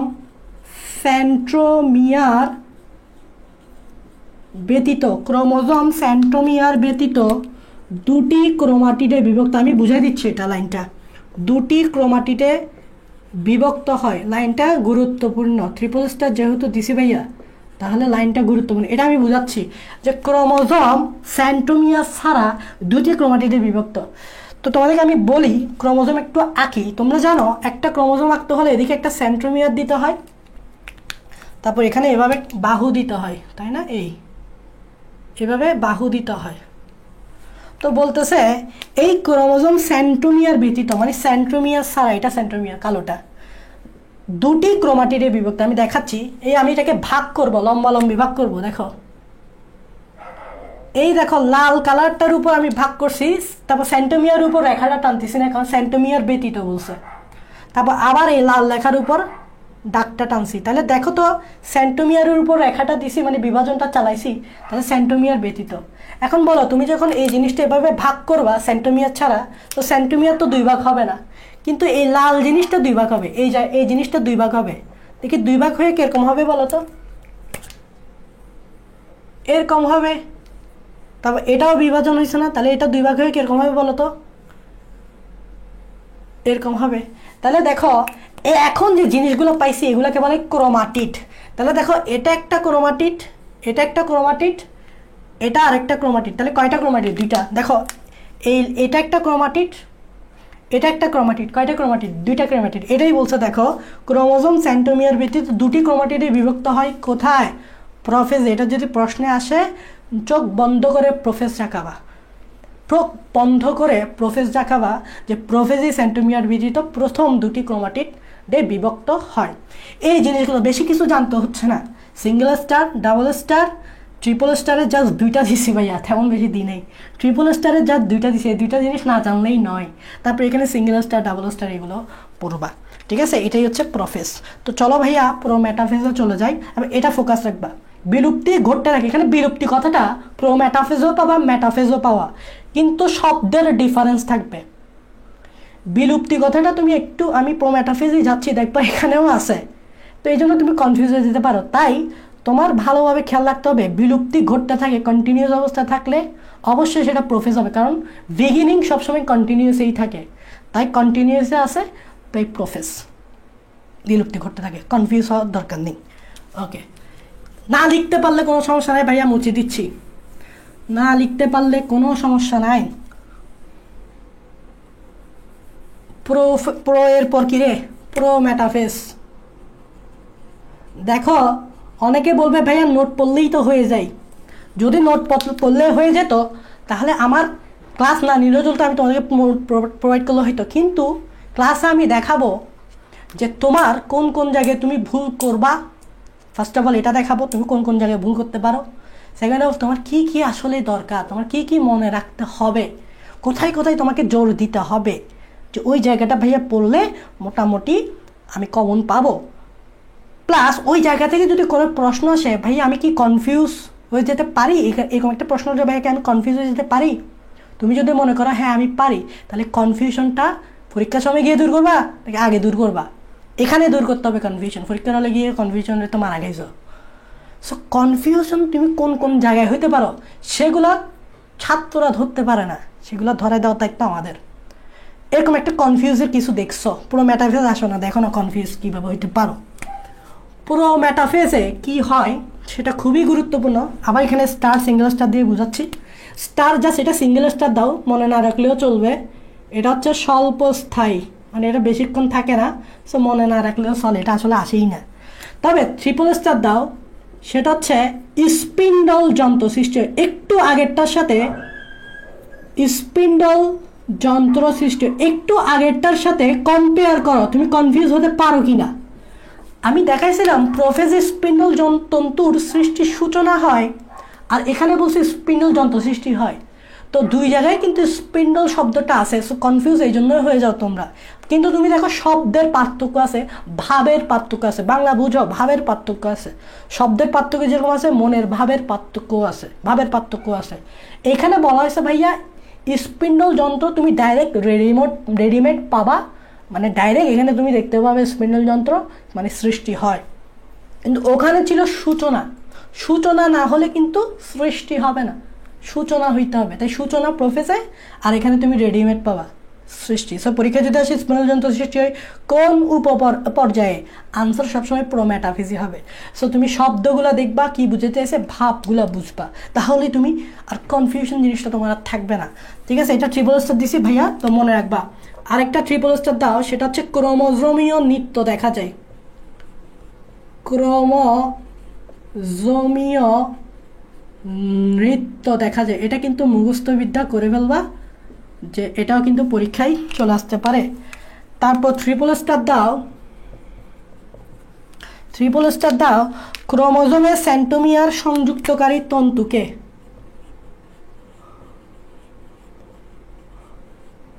ক্রোমোজোমের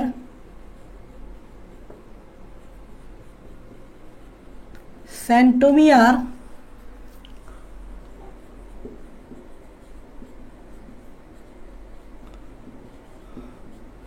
সংযুক্তকারী তন্তুকে ট্র্যাকশন ফাইবার বলে।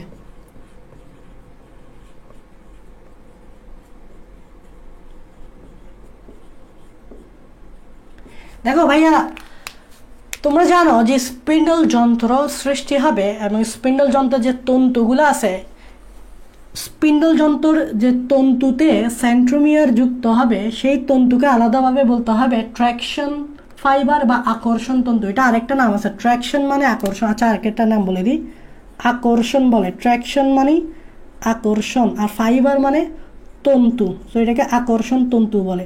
সো আকর্ষণ তন্তু তুমি সবগুলোকে বলতে পারবা না, যে ক্রোমোজোমের সেন্ট্রোমিয়ার স্পিন্ডল ফাইবারের সাথে যুক্ত থাকবে সেই স্পিন্ডল ফাইবারকেই তুমি আকর্ষণ তন্তু বলবে। এটা জাস্ট একটু মাথায় রাখবা। তবে আরেকটা জিনিস মাথায় রাখবা, ট্রিপল স্টার দাও,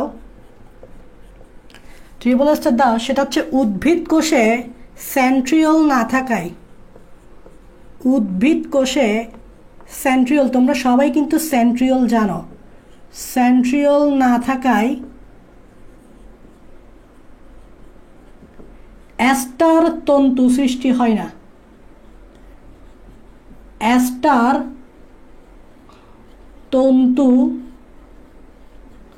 সৃষ্টি হয় না। আবার ট্রিপল স্টার দাও, সেটা হচ্ছে উদ্ভিদ কোষে বাদ দাও, এবার হচ্ছে প্রাণী কোষে। মনে রাখবা প্রাণী কোষে কিন্তু সেন্ট্রিওল থাকে, তাহলে সেন্ট্রিওল থাকায় অ্যাস্টার তন্তু সৃষ্টি হয়, অ্যাস্টার তন্তু সৃষ্টি হয়। তার মানে সেন্ট্রিওল প্রাণী কোষে থাকে কিন্তু উদ্ভিদ কোষে থাকে না। যেহেতু উদ্ভিদ কোষে সেন্ট্রিওল থাকে না, তাই উদ্ভিদ কোষে প্রোমেটাফেজও তুমি অ্যাস্টার তন্তু দেখবা না। আর যেহেতু প্রাণী কোষে সেন্ট্রিওল থাকে, তাই প্রাণী কোষে প্রোমেটাফেজে তুমি অ্যাস্টার তন্তু দেখবা। তাই প্রাণী কোষে অ্যাস্টার তন্তু এই ধাপে তৈরি হবে, দেখা যাবে, কিন্তু উদ্ভিদ কোষে দেখা যাবে না। এটা রিজনটা আমি বলেছি। আর একটা জিনিস না জানলেই নয়, আমি এখান থেকে একটা পয়েন্ট মুছে দিই। ট্রিপল স্টার দাও, এটা খুবই গুরুত্বপূর্ণ পয়েন্ট, সেটা হচ্ছে নিউক্লিয় ওলাস। ওই যে একটু আগে আমরা লিখলাম নিউক্লিয়, নট লাস, ওলাস বলতেছি, যে ওই কালো জিনিসটা যেটা কোষের ভিতরে থাকে, নিউক্লিয়াসের ভিতরে থাকে, ও নিউক্লিয়ার মেমব্রেনের, একটু ফোকাস দিবা, মেমব্রেনের বিলুপ্তি ঘটে। দেখো লাইনটা দেখো, এই দেখো আগেরটার সাথে কম্পেয়ার করো, এই দেখছো আগেরটার সাথে কম্পেয়ার করো। এখন তুমি কনফিউজ কেন হবে সেটা বুঝতে পারতেছ? আগেরটাতেও বিলুপ্তি শব্দটা পাইছিলা, এখনও বিলুপ্তি শব্দটা পাইছো, বাট আগেরটা ছিল কন্টিনিউয়াস ফর্মে, বাট এখন কন্টিনিউয়াস ফর্ম না, এখন হচ্ছে ভাইয়া বিলুপ্তি ঘটে। মেবি এটাকে আমি বলতে পারি টেন্সে যদি বলি it's present perfect tense, present perfect, বিলুপ্তি ঘটে, রিসেন্টলি হয়েছে, রিসেন্টলি প্রায় বিলুপ্ত হয়ে গেছে, এটাই বোঝাতে যাচ্ছে। তাহলে দেখো একটা ছিল কন্টিনিউস ফর্মে, যেটা হচ্ছে বিলুপ্তি ঘটতে থাকে, আর আরেকটা বলছে ভাইয়া বিলুপ্তি ঘটে।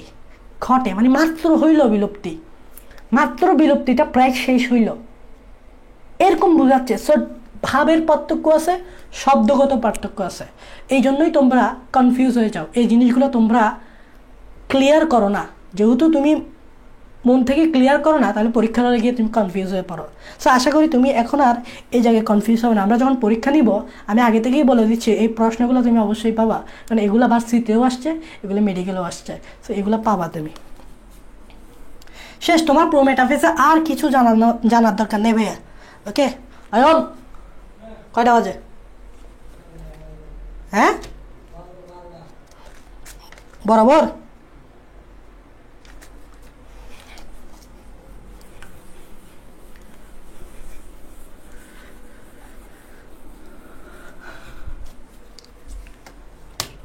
দেখো ভাইয়া মেটাফেস,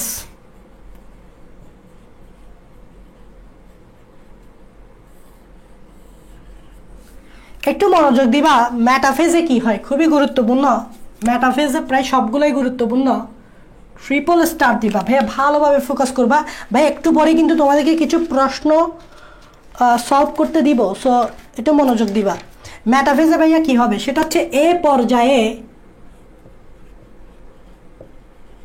ক্রোমোজোমগুলো বিষুবীয় অঞ্চলে অবস্থান করে। খুবই ইম্পর্টেন্ট একটা লাইন, বিষুবীয় অঞ্চলে।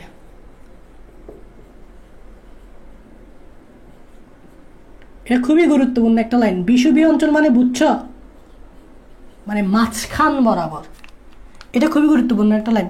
আবার এদিক দিয়ে লেখো, ক্রোমোজোমের এই বিষুবীয় অঞ্চলে অবস্থান করাকে বলা হয় মেটাকাইনেসিস। খুবই গুরুত্বপূর্ণ, আরেকটা গুরুত্বপূর্ণ লাইন, মেডিকেল থেকে শুরু করে সব জায়গায় আসছে, মেটাকাইনেসিস। তার মানে দেখো মেটা মানে কি ভাইয়া, মেটা মানে মধ্যে, আর কাইনেসিস মানে আগমন বা চলন। তাহলে দেখো ক্রোমোজোমগুলো যেহেতু বিষুবীয় অঞ্চলে মানে মাঝখানে আসে, তাই ক্রোমোজোমগুলো মাঝখানে আসার এই প্রসেসকে বলে মেটাকাইনেসিস। মনে একবার মেটাকাইনেসিস কোথায় ঘটে, এটাও ট্রিপল স্টার দাও, ট্রিপল স্টার। মেটাকাইনেসিস কোথায় ঘটে, মেটাফেজে। মনে রাখে একদম সোজা, মেটাকাইনেসিস আছে মেটা, মেটাফেজও আছে মেটা, মেটাকাইনেসিস আছে মেটা, মেটাফেজও আছে মেটা। তাহলে মনে রাখাটাও কিন্তু সহজ, এটা খুবই গুরুত্বপূর্ণ। ওকে ওকে, আরেকটা দেখো, এটাকে ডাবল স্টার দিতে পারো। ক্রোমোজোমগুলো সবচেয়ে বেশি মোটা ও খাটো হয়, ক্রোমোজোমগুলো সবচেয়ে বেশি মোটা, খাটো ও স্পষ্ট হয়। এটা জাস্ট মনে রাখবা, আর কিছু মানার দরকার নেই। ট্রিপল স্টার দিবা, সেটা হচ্ছে দেখো এখানে একটু কনফিউজ হইতে পারো, সেটা হচ্ছে আমি আবার বলতেছি, দেখো নিউক্লিওলাস, এই দেখো এখানেও আছে, এই একই জিনিসটা দেখো কয় জায়গায় আছে, তো কনফিউজ না হয়ে যাবা কই। নিউক্লিয়াস ও মেমব্রেনের কনফিউজ হয়ে যাবা কই তুমি, 3 জায়গায় আছে একই জিনিস, সম্পূর্ণ বিলুপ্তি। কিন্তু 3 জায়গায় একই জিনিস থাকলেও ভাইয়া কথার মধ্যে পার্থক্য আছে, শব্দগত পার্থক্য আছে। দেখো এটা কি বোঝাচ্ছে, সম্পূর্ণ বিলুপ্তি। প্রোফেজে ছিল বিলুপ্তি ঘটতে থাকে, প্রো মেটাফেজে ছিল বিলুপ্তি ঘটে, আর মেটাফেজ হচ্ছে সম্পূর্ণ বিলুপ্তি। 3 জায়গায় 3 ভাবে বোঝানো হয়েছে, 3 জায়গায় 3 ভাবে বোঝানো হয়েছে। তাই এই জন্য মূলত বিলুপ্তি শব্দটা থাকে বিদায় কনফিউজ হয়ে যায়। কিন্তু তুমি যদি 3 জায়গার এই 3টা জিনিসকে আলাদাভাবে চিন্তা করতে পারো আমার মতো, সেটা হচ্ছে ভাইয়া বিলুপ্তি ঘটতে থাকে হচ্ছে প্রোফেজে, বিলুপ্তি ঘটে হচ্ছে প্রো মেটাফেজে, সম্পূর্ণ বিলুপ্তি ঘটে হচ্ছে মেটাফেজে, তাহলে তোমার আর কনফিউজ হইতে হবে না। বুঝে গেছে? এভাবে মনে রাখবা, তো কনফিউশনগুলো সবসময় দূর করার চেষ্টা করবা। আর একটা পয়েন্ট আমরা দিতে পারি খুবই গুরুত্বপূর্ণ, সেটা হচ্ছে এই পর্যায়ে কিন্তু যে ক্রোমোজোমগুলো আছে, ক্রোমোজোমগুলো সেন্ট্রোমিয়ার যেটা আছে, সেন্ট্রোমিয়ারটা বিভক্ত হবে। তার মানে কি হবে, সেন্ট্রোমিয়ার বিভক্ত হবে, সেন্ট্রোমিয়ার কেন সেন্ট্রোমিয়ার বিভক্ত হয় ভাইয়া? এটাও ট্রিপল স্টার দিবা। সেন্ট্রোমিয়ার কেন বিভক্ত হয়? কারণ তোমরা জানো মেটাফেজের পর হচ্ছে অ্যানাফেজ, আর অ্যানাফেজে কিন্তু ক্রোমোজোম সংখ্যা ডাবল হয়ে যায়। এখন দেখো ক্রোমোজোম সংখ্যা তখনই ডাবল হবে যখন দেখো এই যে এটা হচ্ছে ক্রোমোজোম, এটা হচ্ছে সেন্ট্রোমিয়ার, আর এটা ছিল আমাদের এরকম দুইটা ক্রোমাটিড না? খেয়াল করো এই ফিগারটার দিকে ভালোভাবে খেয়াল করো। এই দেখো এরকম দুইটা ক্রোমাটিড ছিল না? তো দেখো এই যে মাঝখানে যে কালো জিনিসটা, এটা যদি এইভাবে বিভাজন হয়ে যায় না, এই দেখো বিভাজনটা আমি কিভাবে করতেছি, এইভাবে সেন্ট্রোমিয়ার সহ যখন বিভাজন হয়ে যায় তখন এই সেন্ট্রোমিয়ার সহ এটা আলাদা হয়ে যায়, এই সেন্ট্রোমিয়ার সহ এটা আলাদা হয়ে যায়, মানে ঘটনা এরকম ঘটবে না? এই এখান থেকে সেন্ট্রোমিয়ার এবং এই লাল কালার জিনিসটা আলাদা হয়ে গেল, এবং এই যে সেন্ট্রোমিয়ারটা বিভাজনের কারণে এটা আলাদা হয়ে গেল। তাহলে সেন্ট্রোমিয়ার আলাদা হয়ে গেলে ক্রোমোজোমও কিন্তু দ্বিগুণ হয়ে যাচ্ছে না? দেখো এখানে ক্রোমোজোম ছিল একটা, এখন ক্রোমোজোম হয়ে গেছে কয়টা? দুইটা। খেয়াল করবা ক্রোমোজোম সংখ্যা দ্বিগুণ হওয়ার জন্যই সেন্ট্রোমিয়ার বিভক্ত হইতে হয় কোথায়? মেটাফেজে। তাই এটাও খুব একটু গুরুত্বপূর্ণ লাইন। এবার আসো ভাইয়ারা অ্যানাফেজে চলো, অ্যানাফেজটা গুরুত্বপূর্ণ। ভাইয়ারা অ্যানাফেজে চলো, অ্যানাফেজে গুরুত্বপূর্ণ। তোমাদেরকে আমি বারবার বলছি তোমাদেরকে ধৈর্য ধরতে হবে। তোমরা যদি ধৈর্য না ধরো বা তোমাদের যদি ধৈর্য ধরার ক্যাপাসিটিটা না থাকে বা কি বলবো ধারাবাহিকতা না থাকে, কনসিস্টেন্সিটা না থাকে, তুমি যদি মনে করো যে অল্প পরিশ্রম করে ভাইয়া আমি একটা ভালো জায়গায় যেতে পারবো, তাহলে তুমি ভুল ভাবতেছো। তোমাকে অবশ্যই পরিশ্রম করতে হবে। আমি বলতেছি না যে তুমি সারা রাত দিন বসে থাকো, পড়ার টেবিলে বসে থাকো, ব্যাপারটা এরকম না। পড়ো, একটা মিনিমাম স্ট্যান্ডার্ড বজায় রেখে পড়তে থাকো, ঠিক আছে? পরিশ্রম করতে থাকো এবং টেকনিক্যালি পড়তে থাকো। শুধু পড়ে গেলে হবে না, টেকনিক্যালি পড়তে থাকো। তুমি তোমার কনফিউশন নিয়ে, তুমি তোমার ভুলগুলো নিয়ে কাজ করো। তুমি কোন জায়গায় ভুল করতে পারো, কোন জায়গায় তোমার ভুল করার সম্ভাবনা বেশি, কোন জায়গায় তুমি কনফিউজ হতে পারো, ওগুলো নিয়ে কাজ করো। তাহলে দেখবা ওগুলো যদি ক্লিয়ার, আলহামদুলিল্লাহ তোমার ভর্তি পরীক্ষাটাও খুব সহজ হয়ে পড়বে, ঠিক আছে? অ্যানাফেজটা দেখো খুবই গুরুত্বপূর্ণ, অ্যানাফেজটা খুবই গুরুত্বপূর্ণ। সেটা হচ্ছে এইখানে ক্রোমোজোমের দ্বিত্বন ঘটে। এই যে একটু এখানে যেটা বুঝেছি না, এটাই এটা। দেখো ভালোভাবে খেয়াল করবে, এই লাইনটা খুবই গুরুত্বপূর্ণ। ক্রোমোজোমের দ্বিতন, দ্বিতন মানে বোঝাচ্ছে দ্বিগুণ। দুটোটা শব্দ জেনে রাখা ভালো, কারণ পরীক্ষায় কোনটাতেই জানা নেই। দেখো ক্রোমোজোম ছিল একটা, এখানে ক্রোমোজোম কয়টা? দুইটা। এবং এই সব লাইনটা একটু এরকম এভাবেও আসতে পারে, এভাবেও আসতে পারে। এটা মেডিকেলে আসছিল, আমি শব্দটা আমি তোমাদেরকে বলতেছি, এভাবেও আসতে পারে। শব্দটা কীভাবে আসে দেখো, কনফিউজ হয়ে যাবে এখন লাইনটা দেখলে। সেটা হচ্ছে লাইনটা হচ্ছে এরকম, একটি ক্রোমোজোম, একটি ক্রোমোজোমের দুটি ক্রোমাটিড, ভালোভাবে খেয়াল করবা, একটি ক্রোমোজোমের দুটি ক্রোমাটিড, দুটি অপত্য, লাইনটা দেখলে তুমি এখনই কনফিউজ হয়ে যাবা, দুটি অপত্য ক্রোমোজোমে পরিণত হয়। এই লাইনটা কিন্তু আমি বুঝাই দিছি, আমি এখন আসতেছি, তোমাদেরকে একটু ওয়েট করো, ধৈর্য বারবার বলতে ধৈর্য ধরো। ক্রোমোজোমে পরিণত, এই লাইনটা আমি কিন্তু বুঝাই দিছি।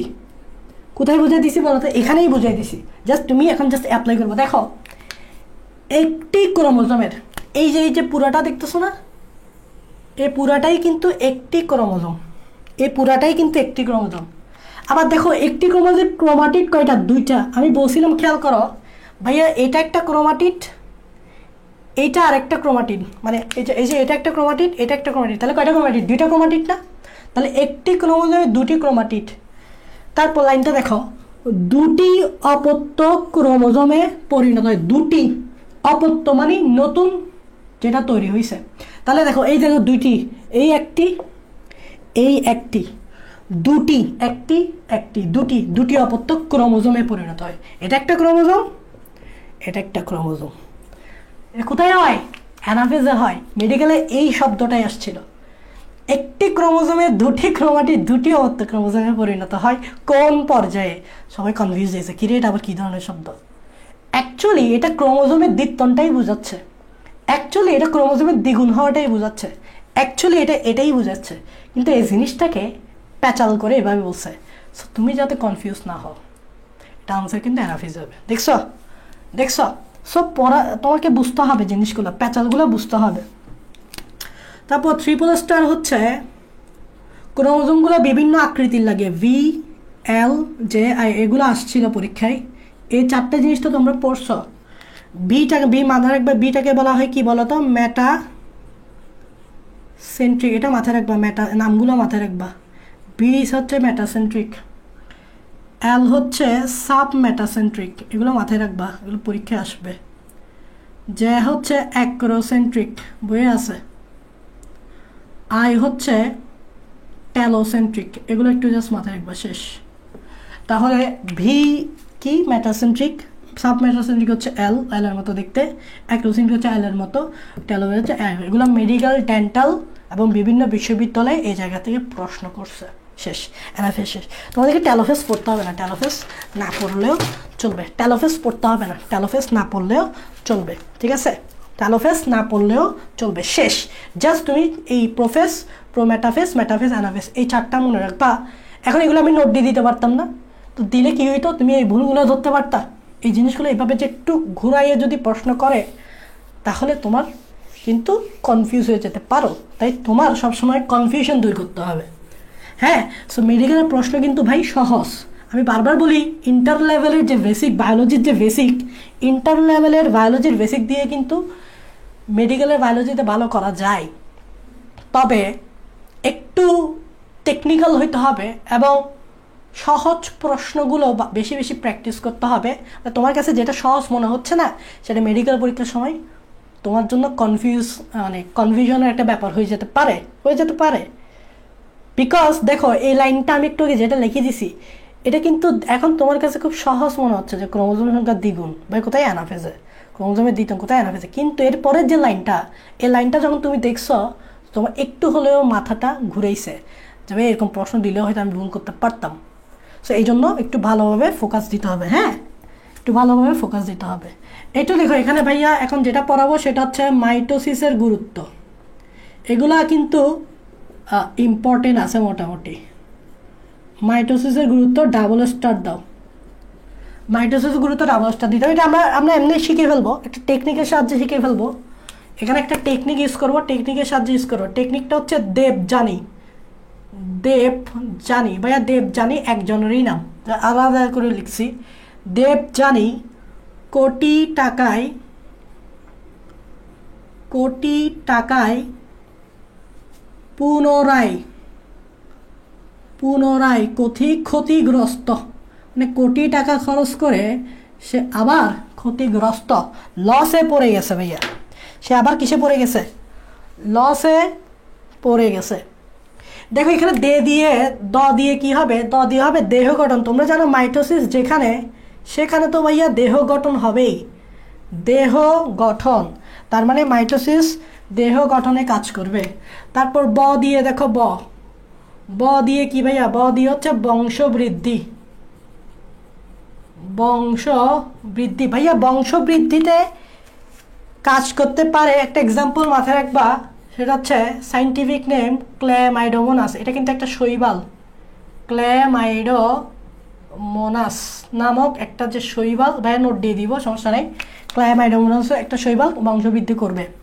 তারপর এখানে যে বর্গের জ আছে, এই বর্গের জ দিয়ে হবে জনন কোষের সংখ্যা বৃদ্ধি। ভালোভাবে খেয়াল করবা, এটা অনেকে কিন্তু এটাতে আপত্তি জানাবে যে ভাইয়া জনন কোষ কথাটা বললে অনেকে মিউসিসের কথা বলবে।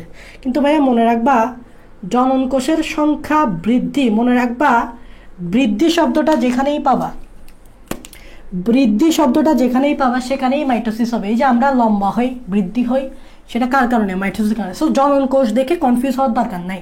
আমি বারবার বলতেছি জনন কোষ দেখে অনেকেই কনফিউজ হয়ে যাবে, কারণ জনন কোষ তো ভাইয়া মিউসিসের সাথে রিলেটেড, এরকম কনফিউজ হয়ে যাবে যে সে জনন কোষ তো ভাইয়া মিউসিসের সাথে রিলেটেড। কিন্তু ভাই এখানে বৃদ্ধিটা দেখো না, জনন কোষের সংখ্যা বৃদ্ধি বলতেছে ভাইয়া, তো বৃদ্ধি শব্দটা মাইটোসিসের সাথে যায়। সো এখানে তুমি কনফিউজ হতে হবে না। আবার বর্গের জ দিয়ে লিখবা, আবার এই বর্গের জ দিয়ে হবে জননাঙ্গ বৃদ্ধি, জননাঙ্গ দেখছো, বৃদ্ধি, আবার বৃদ্ধি শব্দটা দেখছো, আবার সৃষ্টি, যেটাই বলো। নি দিয়ে কি হবে? নি দিয়ে হবে নির্দিষ্ট আকার আয়তন রক্ষা। এই শব্দটার লাইনটা আগে বুঝতে হবে। নির্দিষ্ট আকার আয়তন রক্ষা, এই লাইনগুলো কিন্তু মেডিকেলে দিয়ে তোমাদেরকে কনফিউজ করে দিতে পারে। নির্দিষ্ট আকার আয়তন রক্ষা, ভাইয়া নির্দিষ্ট আকার আয়তন রক্ষা মানে তোমরা জানো মাইটোসিস মানে হচ্ছে মা যেরকম বাচ্চাগুলো সেরকম, মানে মা যেরকম আকৃতির হবে বাচ্চাগুলো সেম আকৃতির হবে। তাই একটা মা যেরকম আকৃতির হবে বাচ্চাগুলো নির্দিষ্ট আকার আয়তন ওরকমই হবে, সেমই থাকবে। তাহলে রক্ষা মানে কি? রক্ষা কথাটা মানে কি? যা আছে যেরকম আছে সেরকম থাকা। তাহলে মা যেরকম বাচ্চাগুলো সেরকম হচ্ছে, তাহলে যেরকম আছে সেরকম হচ্ছে না। তাই এটাকে বলছে রক্ষা। আকার মানে মায়ের আকারটা সন্তানের আকারে, মায়ের আকার যেরকম সন্তানের আকারও সেরকম হবে। মায়ের আয়তন মানে মাতৃকোষের আয়তন যেরকম হবে অপত্যকোষের আয়তনও সেম হবে। এটা তো তোমরা জানো, সেই জন্য এটা দ্বারা এটা বোঝাচ্ছে। কোটি দিয়ে কি বোঝাচ্ছে? কোটির এই যে কো দিয়ে, প্রথমে কো দিয়ে দেখো, কোটির যে কো দিয়ে বোঝাচ্ছে ক্রোমোজোম সংখ্যা। ক্রোমোজোম সংখ্যা কি ভাইয়া? ক্রোমোজোম সংখ্যা সমান। ভাইয়া এটা কথাটা মানে কি তোমরা জানো? মাতৃকোষে যতগুলো ক্রোমোজোম থাকবে অপত্যকোষে ঠিক ততগুলো ক্রোমোজোম থাকবে, থাকবে কিনা? এই জন্য মাইটোসিসকে বলা হয় সমীকরণিক কোষ বিভাজন। তাহলে ক্রোমোজোম সংখ্যা সমান। এখানে টটা একটু দেখে ফোকাস করবো। এখানে ট দিয়ে কি বোঝাচ্ছে? এখানে ট দিয়ে বোঝাচ্ছে টিউমার। আবার লিখবা টিউমারের সাথে সাথে টিউমারের যেখানে ক্যান্সারও সেখানে, তাহলে টিউমারের সাথে সাথে ক্যান্সার। এই টিউমার এবং ক্যান্সার কিসের কারণে হয় এটা জানাটা জরুরি। টিউমার এবং ক্যান্সার হয় মাইটোসিসের কারণে না, এটা হয় অনিয়ন্ত্রিত মাইটোসিসের কারণে।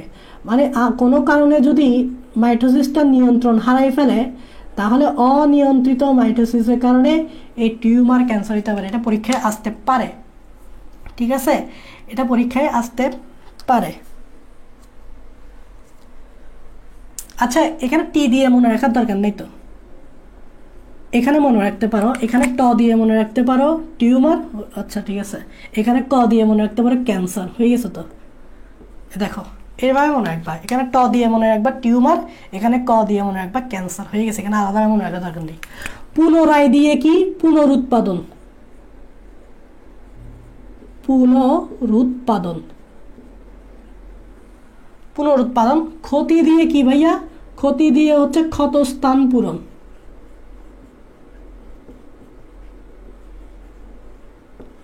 আর ভাইয়া গ্রস্ত দিয়ে কি ভাইয়া? গ্রস্ত দিয়ে হচ্ছে গুণগত স্থিতিশীলতা রক্ষা। এই লাইনটা একটু বুঝতে হবে।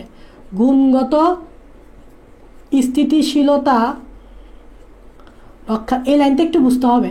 গুণগত মানে হচ্ছে মায়ের যে গুণ থাকবে বাচ্চাগুলোর গুণও সেম থাকবে। কারণ আমরা বলি এটা হচ্ছে সমীকরণিক কোষ বিভাজন, মানে মা যেরকম বাচ্চাগুলো সেরকম। মানে হচ্ছে মায়ের যে গুণ, মাতৃকোষের যে গুণ, বাচ্চাগুলোর গুণও ঠিক সেম থাকবে। তাহলে রক্ষা হচ্ছে কিনা, স্থিতিশীল থাকতেছে কিনা, স্থিতিশীল কিনা, রক্ষা পাচ্ছে কিনা, এটাকেই বলা হচ্ছে গুণগত স্থিতিশীলতা রক্ষা। মানে মায়ের গুণ যেরকম অপত্যকোষগুলোর গুণও সেরকম। এগুলো ভালোভাবে মাথায় রাখবা, তাহলে মাইটোসিসের গুরুত্বটা শেষ। তো একটু জানো, আমি অনেকক্ষণ ধরে তোমাদের কমেন্ট পড়তেছি না, তোমরা একটু আমাকে জানাও এতটুকু পর্যন্ত যা যা পড়াইছি তোমাদের যে কনফিউশনগুলো দূর করার চেষ্টা করতেছি সেগুলো যদি পরীক্ষায় আসে তাহলে তোমরা সেগুলা কনফিউজ না হয়ে পারবা কিনা এটা একটু আমাকে কমেন্টে জানাও। আমি তোমাদের কমেন্ট পড়াই, বাকি কি পড়ানো যায় সেগুলো দেখতেছি, একটু তাড়াতাড়ি জানো।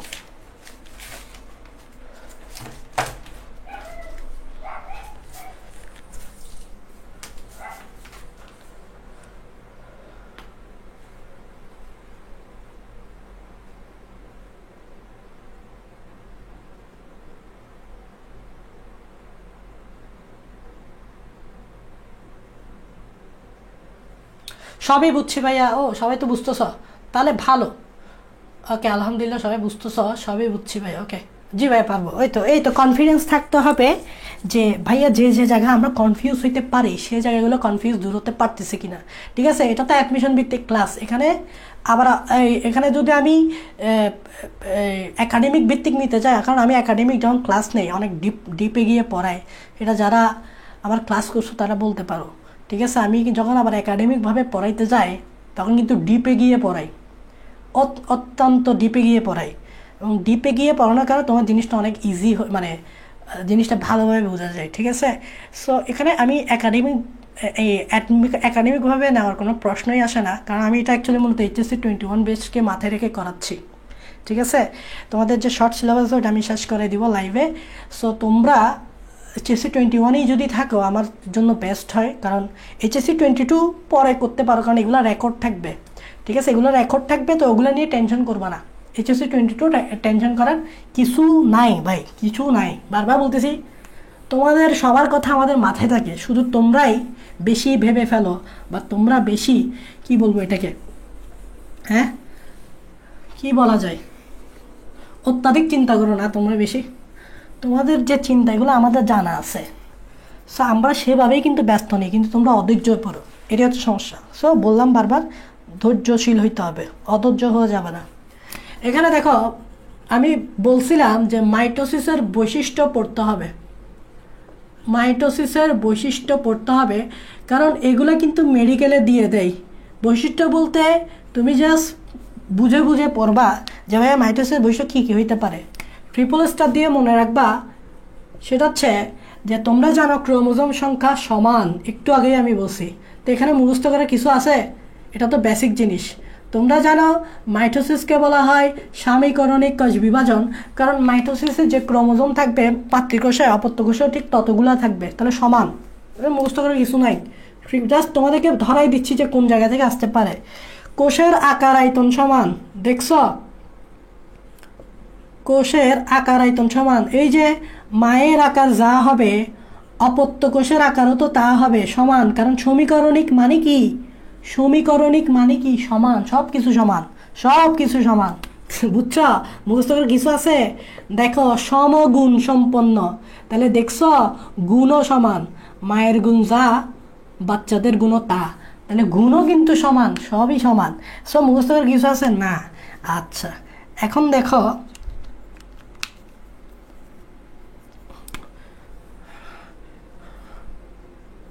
এটা সিঙ্গেল স্টার দাও, যে ক্রোমোজোম বিভক্ত হয়ে, এটা তো তোমরা এমনি প্রোফেজে আমি পড়াইছি, বিভক্ত হয়ে দুটি ক্রোমাটিডে পরিণত, এটা কিন্তু আমরা প্রোফেজে পড়ছি তাই না। একটা ক্রোমোজোম সেন্টোমিয়ার ছাড়া এভাবে লম্বালম্বি বিভক্তির কারণে দুইটা ক্রোমাটিড সৃষ্টি, এটা প্রোফেজ হয়েছে না, মানে মাইটোসিস হয়েছে, মাথায় রাখবা। তারপর ট্রিপল স্টার দাও, নিউক্লিয়াসের একবার বিভাজন, নিউক্লিয়াস একবার ক্রোমোজোম একবার। তোমরা জানো যে মাইটোসিসের ক্ষেত্রে দেখবা নিউক্লিয়াস একবার বিভাজন হয়, তারপর ক্রোমোজোমও একবার বিভাজন হয়, দোনোটা একবার একবার। মিওসিসে কিন্তু নিউক্লিয়াস দুইবার, মিওসিসের ক্ষেত্রে মায়োসিস বা মিওসিসের ক্ষেত্রে নিউক্লিয়াস দুইবার, ক্রোমোজোম একবার, সো পার্থক্য আছে, এভাবে পার্থক্য করে করে পড়বা। তারপর ট্রিপল স্টার দাও, কয়টা অপত্য কোষের সৃষ্টি হয় বলো তো, দুটি অপত্য কোষের সৃষ্টি হয়। অপত্য কোষ মানে কি, নতুন কোষ, দুটি অপত্য কোষ। তোমরা তো জানো মাইটোসিস কয়টা তৈরি হয়, একটা থেকে কয়টা, দুইটা। তারপর এটা খুবই গুরুত্বপূর্ণ, ট্রিপল স্টার হ্যাপ্লয়েড এবং ডিপ্লয়েড উভয় কোষে হয়, হ্যাপ্লয়েড ও ডিপ্লয়েড উভয় কোষে হয়, হ্যাপ্লয়েড ও ডিপ্লয়েড উভয় কোষে হয়, মানে মাইটোসিস কিন্তু হ্যাপ্লয়েড কোষেও হবে আবার ডিপ্লয়েড কোষেও হবে, এটা কিন্তু ইম্পর্টেন্ট, এগুলো মেডিকেলে আসছে। এটাই মাইটোসিস, এগুলো জানবে, এগুলো মুখস্থ করতে হয়েছে ভাই, এগুলো তোমার বেসিক জিনিস না ভাই, কিন্তু তোমার এগুলা মাথায় রাখতে হবে যে ভাই এখান থেকে প্রশ্ন আসতে পারে। এখন দেখো এটাকে আমি মিওসিসের বৈশিষ্ট্য বানিয়ে দিব, দেখো মিওসিসের বৈশিষ্ট্য,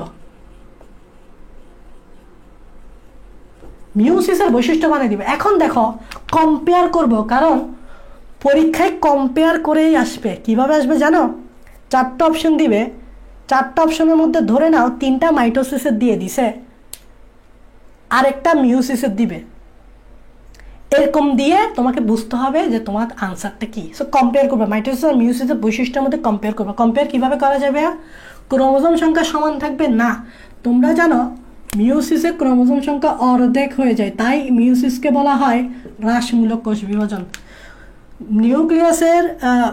মিওসিসের ক্ষেত্রে একটা জিনিস মাথায় রাখবা, এটা ট্রিপল স্টার দিবা, ঠিক আছে, ওকে। তারপর দেখো এদিকে আসো, যে এই লাইনটা বাদ দাও, এই লাইনটা বাদ দাও এবং এই লাইনটা বাদ দাও, এগুলো জানার দরকার নেই। তারপর দেখো সমগুণ সম্পন্ন নয় দাও, এটা খুবই গুরুত্বপূর্ণ লাইন।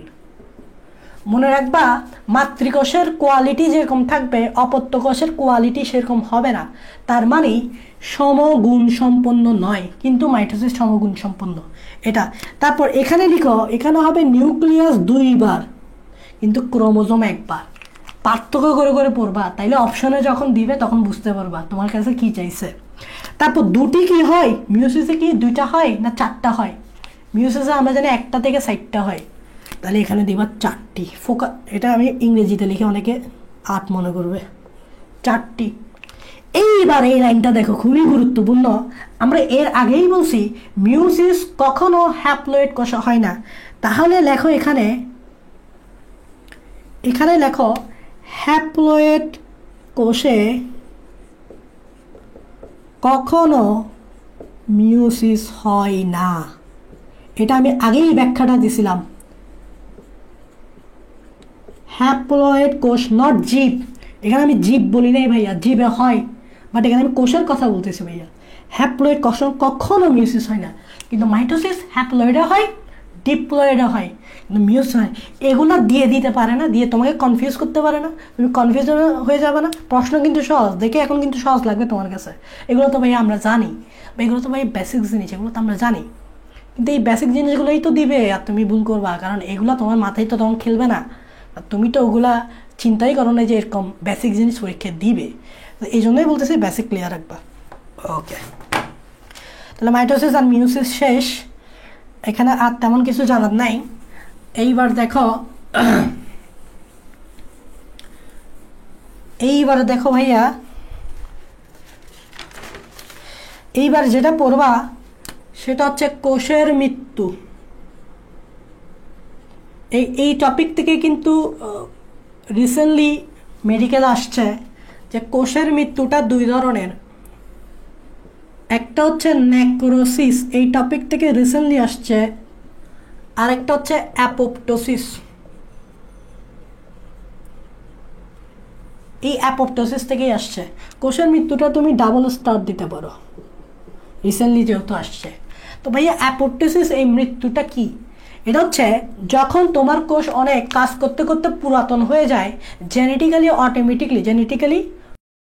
অটোমেটিকলি ওই কোষটা মারা যাবে, আদারওয়াইজ ওই কোষটা থেকে পরবর্তীতে ক্যান্সার সৃষ্টি হতে পারে। তাই তোমার দেহই কিন্তু ওই কোষটাকে অটোমেটিক মেনে ফেলে। যখন বুড়া হয়ে যাবে, বুড়া জিনিস, যেমন তুমি গাছের পাতার সাথে কম্পেয়ার করো, গাছের পাতা যখন জোয়ান থাকে মানে কচি থাকে তখন ঝরে পড়ে না, কিন্তু যখন কুচকে যায়, বুড়ো হয়ে যায়, তখন অটোমেটিক গাছ থেকে পড়ে যায়। ঠিক সেমভাবে আমাদের সেল যেগুলো কাজ করতে করতে পুরাতন হয়ে যায়, কাজ করতে পারে না, ওই সকল সেল জেনেটিক্যালি মারা যাবে। যেমন আমাদের আরবিসি, তোমরা জানো আমাদের আরবিসির মেয়াদকাল হচ্ছে 4 মাস 120 দিন। তার মানে 120 দিন পর অটোমেটিক আরবিসি মারা যাবে। এই যে আরবিসিটা মারা যাচ্ছে 120 দিন পর, এটা হচ্ছে জেনেটিক্যাল মৃত্যু, মানে অ্যাপোপ্টোসিস। তার মানে এটা পরীক্ষা আসছিল রিসেন্টলি, জেনেটিক্যালি নিয়ন্ত্রিত মৃত্যু। জাস্ট এটাই মাথায় রাখবা, জেনেটিক্যালি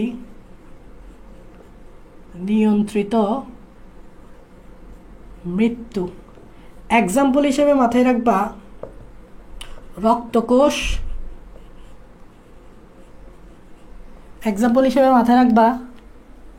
রক্তকোষ ও অন্ত্রের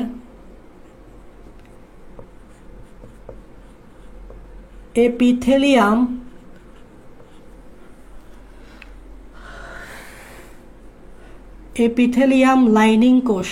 আমি রক্তকোষের একটা এক্সাম্পল দিছি, আরবিসির কথা বলছি। আবার অন্ত্রের যে এপিথেলিয়াম লাইনিং কোষগুলো আছে এগুলো কিন্তু জেনেটিক্যালি মারা যায়। আর নেক্রোসিসটা নিশ্চয়ই জেনেটিক্যালি হবে না, জেনেটিক্যালি না হলে কী হবে? ধরে নাও পুষ্টির অভাবে, ধরো একটা সেল পুষ্টি পাচ্ছে না অনেক দিন ধরে, তাহলে পুষ্টির অভাবে মারা যেতে পারে। অথবা বিষাক্ত পদার্থের সংস্পর্শে আসলে,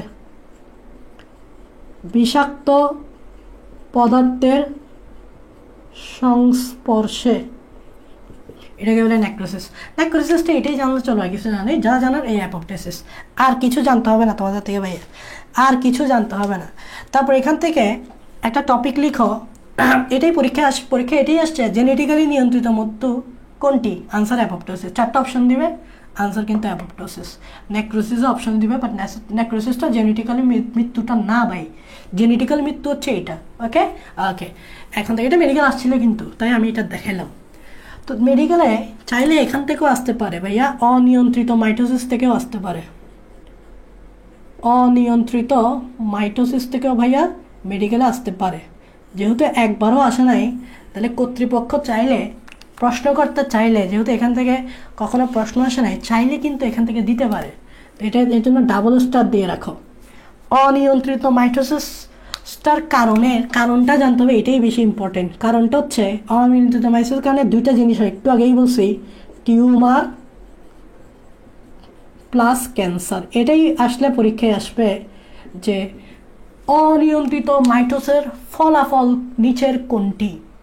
অপশনে যে কোনো একটা দিতে পারে অথবা দোনোটা দিতে পারে।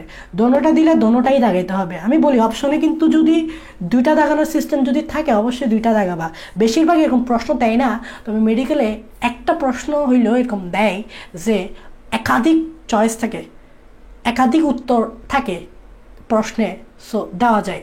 বেশি দেয় না, একটা দুইটা দেয় যায়। আবার সবগুলো মনে করিও না একাধিক উত্তর, তোমরা তো আবার সবগুলো লাগাই দিবে, এরকম চিন্তা করতে থাকবা। সবগুলো একাধিক উত্তর হয় না। যদি তোমার মনে হয় ভাই এখানে একাধিক উত্তর দিতে পারে, এরকম একটা দুইটা মেডিকেলে দেয়, মাত্র একটা দুইটা, বেশি দেয় না। অন্য বা সিটিতে দেয় না, জাস্ট মেডিকেলের কথা বলতেছে। তো টিউমারও দিয়ে দিতে পারে, দেখবা ক্যান্সারও, তো তুমি দোনোটাই লাগাবা যদি দেয়, আর নাহলে তোমার যে কোনো একটাই দিবে। এটাই আসবে পরীক্ষায় বেশি হলে। আরেকটা মাথায় রাখবা, সেটা হচ্ছে P53। তোমরা জানো ভাইয়া P53 যেটা, এটা খুবই গুরুত্বপূর্ণ, কারণ এই P53 আমাদেরকে টিউমার আর ক্যান্সার হতে বিরত রাখে। মানে এই P53 অ্যাক্টিভ থাকাটা আমাদের জন্য মঙ্গলজনক। তোমার যে P53 যে প্রোটিনটা আছে, ওই প্রোটিনটা যদি অ্যাক্টিভ থাকে, তাহলে তারা এই টিউমার এবং ক্যান্সার কোষ বিভাজন হতে বিরত রাখে। তার মানে নর্মালি এরা কি বিরত রাখে? কোষ বিভাজন বিরত রাখে। এটা মাথায় রাখবা, কি বিরত রাখে? কোষ বিভাজন বিরত রাখে। এখন কোন ধরনের কোষ বিভাজন? ভালো কোষগুলা নাকি টিউমার এবং ক্যান্সার জনিত কোষগুলা? ভালো কোষগুলা না ভাইয়া, টিউমার এবং ক্যান্সার জনিত যে কোষগুলো আছে এগুলো বিভাজন করতে বাধা দেয়, যার কারণে তুমি আমি ঠিক আছি। P53 ইজ গুড, অ্যাক্টিভ থাকাটা গুড, বাট P53 যদি নষ্ট হয়ে যায়, ডিফেক্টিভ হয়ে যায়, তখন কিন্তু আর এগুলোকে কোষ বিভাজিত হতে বিরত রাখতে পারবে না, তখন ক্যান্সার সৃষ্টি হয়ে যেতে পারে। এটাই জাস্ট মনে রাখবা, P53 কোষ বিভাজন বিরত রাখে। তারপর আরেকটা জিনিস মনে রাখতে পারো যে ক্যান্সার হওয়ার জন্য কোন জিনটা দায়ী। সো এটা লিখতে পারো এভাবে, কোষ চক্র নষ্টকারী বা বিনষ্টকারী, একই কথা, কোষ চক্র বিনষ্টকারী জিন। এটা মাথায় রাখবা, পরীক্ষায় আসতে পারে। বিনষ্ট নষ্ট একই কথা। ওই জিনটার নাম হচ্ছে অনকোজিন।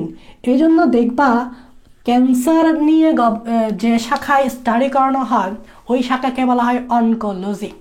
তোমরা দেখবা ক্যান্সার নিয়ে যখন স্টাডি করে, যারা স্টাডি করে বা যে ডিপার্টমেন্টে কাজ করে, ওই ডিপার্টমেন্টটাকে বলা হয় অনকোলজি। কি? অনকোলজি। অনকোলজি কেন আসছে? কারণ ওরা অনকোজিন মানে ক্যান্সারের জিন নিয়ে কাজ করে। তাহলে এটাই মনে রাখবা, কোষচক্র বিনষ্টকারী জিন অনকোজিন। আরেকটা জিনিস মাথায় রাখবা,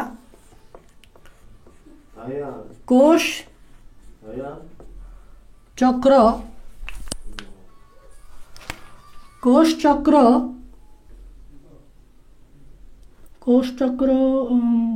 ওয়েট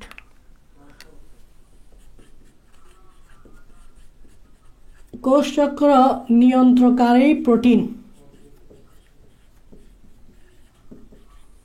কোষচক্র নিয়ন্ত্রণকারী প্রোটিন দুইটা জিনিস মাথায় রাখবে, একটা হচ্ছে কাইনেস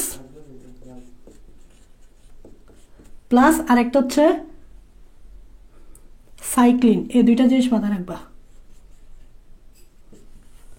এগুলা থেকে আসলে ধরে নাই, বাট টিচাররা চাইলে ফ্রেশ কোনো কিছু ধরতে চাইলে এই জায়গা থেকে অবশ্যই প্রশ্ন করতে চাইবে। অনিয়ন্ত্রিত মাইটোসিসের কারণে কি হয়? টিউমার আর ক্যান্সার হয়, এটা মাথায় রাখবা। P53 কাজটা কি? কোষ বিভাজন বিরত রাখে। ভালো তোমার এই টিউমার ক্যান্সারের কোষ বিভাজন বিরত রাখে। কোষচক্র বিনষ্টকারী জিন কি? অনকোজিন, মাথায় রাখবা। কোষচক্র নিয়ন্ত্রণকারী দুইটা প্রোটিন আছে, এটা অবশ্যই মনে রাখবা, একটা হচ্ছে কাইনেস আর একটা হচ্ছে সাইক্লিন। এগুলো মনে রাখলেই এনাফ, আর কিছু তোমাদেরকে অনিয়ন্ত্রিত মাইটোসিস থেকে মনে রাখতে হবে না। ওকে, এখন দেখো তোমাদেরকে যে জিনিসটা পড়তে হবে সেটা হচ্ছে সাইটোকাইনেসিস। তোমরা জানো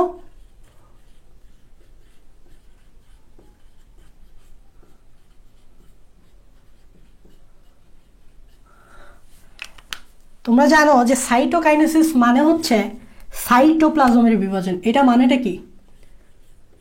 সাইটোপ্লাজমের বিভাজন।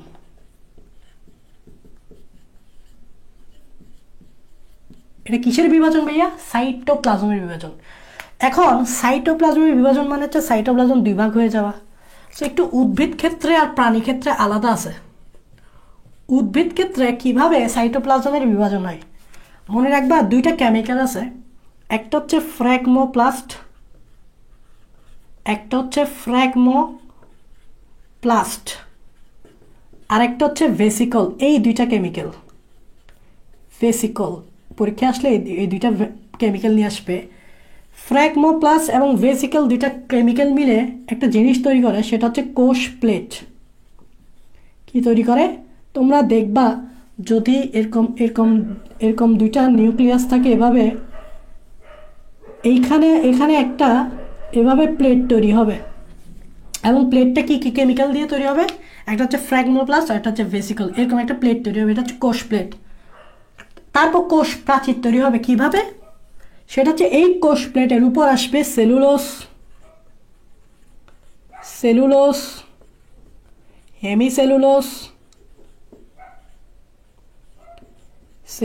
হেমিসেলুলোস, তারপর আর কি আছে না, সেলুলোস, হেমিসেলুলোস আর প্যাকটিন লিখতে পারো, প্যাকটিন। এগুলা জমা হবে কোথায়? কোষ প্লেটের উপর জমা হয়ে তৈরি করবে কি? কোষ প্রাচীর। এই বেসিক জিনিস, এটা ফোকাস দিবা। কোষ প্লেটটা কিভাবে তৈরি হয়, কি কি কেমিক্যাল দিয়ে, এটা ফোকাস করলেই হবে। হ্যাঁ, এটা হচ্ছে ফ্র্যাগমোপ্লাস্ট আর এটা হচ্ছে ভেসিকল। এটাই মনে রাখবে, কোষ প্লেট, ফ্র্যাগমোপ্লাস্ট, ভেসিকল। আর প্রাণী ক্ষেত্রে ভাইয়া কি হবে? প্রাণীদের ক্ষেত্রে কিন্তু কোষ প্রাচীর হয় না, কিন্তু জানো তো প্রাণীদের ক্ষেত্রে কি কোষ প্রাচীর হয় না? কোষ ঝিল্লি ভিতরের দিকে ঢুকে যায়। যেমন এটা যদি আমি পানি বলি, কোষ ঝিল্লি দেখবে এভাবে ভিতরের দিকে ঢুকে যাবে। এই দেখো এভাবে ভিতরের দিকে ঢুকে যাবে, কোষ ঝিল্লি ভিতরের দিকে ঢুকে গিয়ে একটা খাঁজের সৃষ্টি হবে, এবং এই খাঁজটা সৃষ্টি হয় দুইটা প্রোটিনের কারণে। এটা মাথায় রাখবা, অ্যাক্টিন অ্যান্ড মায়োসিন। এই দুইটা প্রোটিন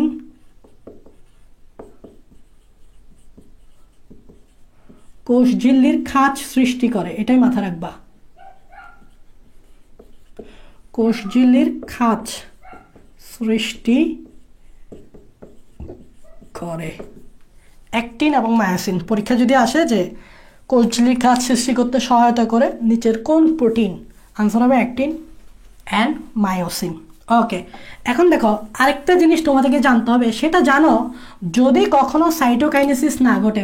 সাইটোকাইনেসিস মানে বুঝো, মানে ধরে নাও এখানে কোনো কোষ প্রাচীর তৈরি হয় নাই, বা এখানে কোষ ঝিল্লি ভিতরের দিকে ঢুকে যায় নাই, মানে সাইটোকাইনেসিস হয় নাই। তো সাইটোকাইনেসিস না হলে এভাবে লিখো, সাইটোকাইনেসিস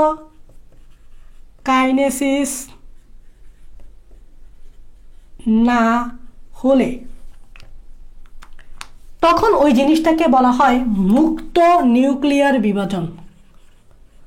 মুক্ত নিউক্লিয়ার বিভাজন, এটা পরীক্ষায় আসতে পারে এভাবে যে মুক্ত নিউক্লিয়ার বিভাজন কিসের কারণে হয়? আনসার হচ্ছে সাইটোকাইনেসিস না হলে। মানে এটা বোঝাতে চাচ্ছে যে সাইটোকাইনেসিস যদি না হয় তাহলে এখান থেকে দুইটা কোষ সৃষ্টি হবে না, একটা কোষই থাকবে। আর একটা কোষে তখন নিউক্লিয়াস হয়ে যাবে কয়টা? দুইটা। এই একটা কোষে দুইটা নিউক্লিয়াস সৃষ্টি হওয়াকে বলা হয় মুক্ত নিউক্লিয়ার বিভাজন। আর এটা কেন হয় সেটা জানতে হবে, সাইটোকাইনেসিস বেসিক জিনিস। আর মুক্ত নিউক্লিয়ার বিভাজনের এক্সাম্পল মনে রাখবা, খুবই ইম্পর্টেন্ট, সেটা হচ্ছে ডাবের পানি। জাস্ট এটাই মাথায় রাখবা, শেষ। ডাবের পানি হচ্ছে মুক্ত নিউক্লিয়ার বিভাজনের এক্সাম্পল। ডাবের পানি হচ্ছে কি? মুক্ত নিউক্লিয়ার বিভাজনের এক্সাম্পল। ডাবের পানি হচ্ছে মুক্ত নিউক্লিয়ার বিভাজনের এক্সাম্পল। আমাদের ফার্স্ট হাফ কিন্তু শেষ হয়ে গেছে। এখন তোমরা আচ্ছা, আমি আর কন্টিনিউ করতে চাচ্ছি না। নেক্সট ক্লাসে আমরা বাকিটা শেষ করব, আর আরেকটা হাফ বাকি আছে, ওই হাফটা শেষ করব। সো তোমরা যাওয়ার আগে তোমরা এগুলার আনসার একটু দিয়ে দিবা আমাদেরকে, ঠিক আছে? আমি কিছু প্রশ্ন লিখতেছি, আমি যা পড়াইছি ওইগুলোর মধ্যেই আছে, দেখো পারো কি না। আমি যা পড়াইছি ওগুলোর মধ্যেই আছে, দেখো পারো কি না।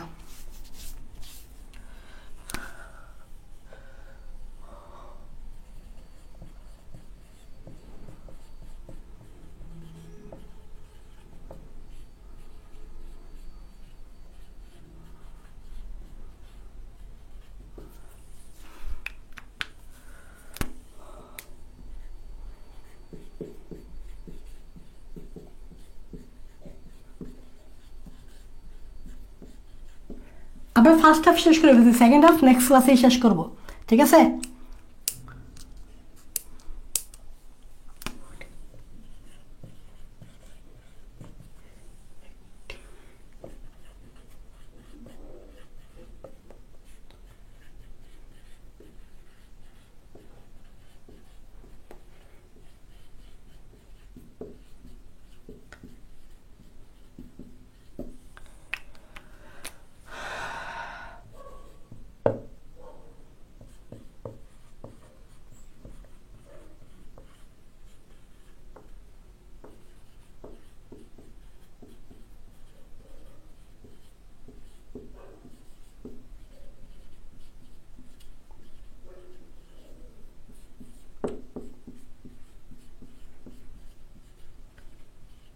সবাই এটা কমেন্ট বক্সে আনসার কর দেখি। তোমাদেরকে যে তথ্যগুলো দিলাম, যে কনফিউশন দূর করার চেষ্টা করলাম, সেটা তোমরা এখানে অ্যাপ্লাই করতে পারো কি না। এটা কিন্তু একটু কনফিউজিং টাইপসের প্রশ্ন, এটা মেডিকেলে আসছিল। এখন দেখি তোমরা এই কনফিউজিং টাইপের প্রশ্নটাকে আনসার করতে পারো কিনা। এটার আনসার সবাই বলো।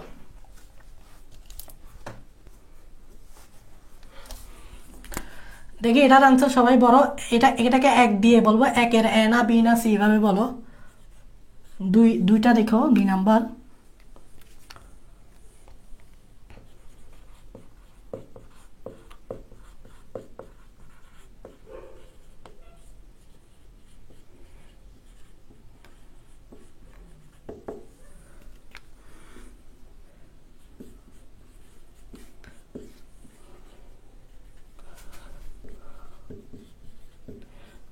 মাইটোসিসের কোন দশায় নিউক্লিয়ার মেমব্রেন ও নিউক্লিওলাসের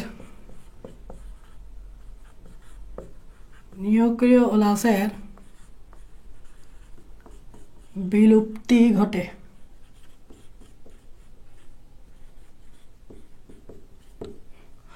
অপশন আগেরগুলা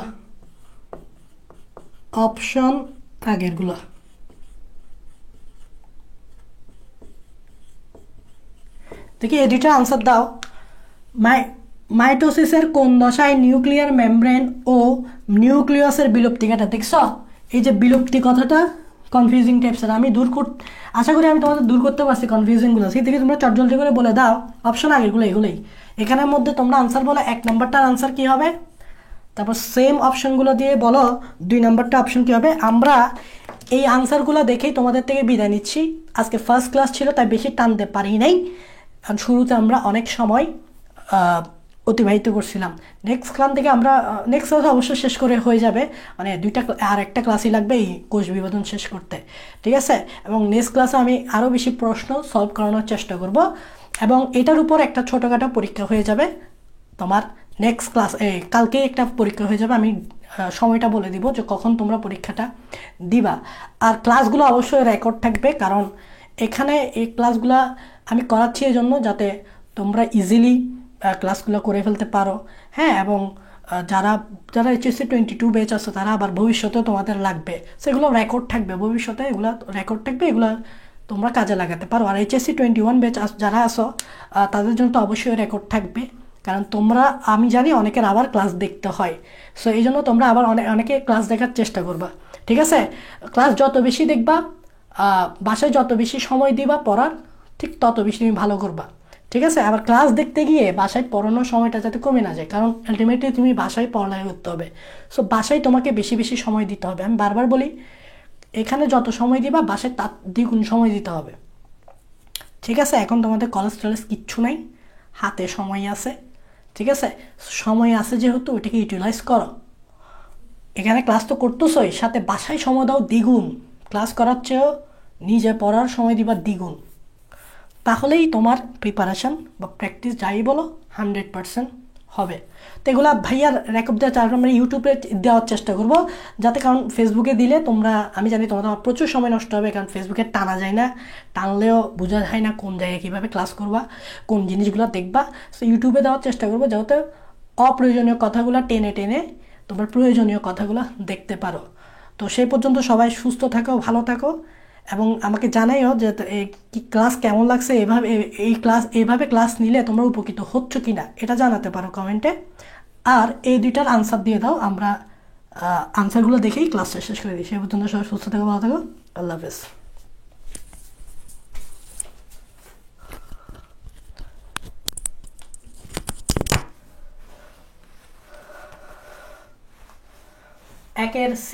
একের সি, ওকে।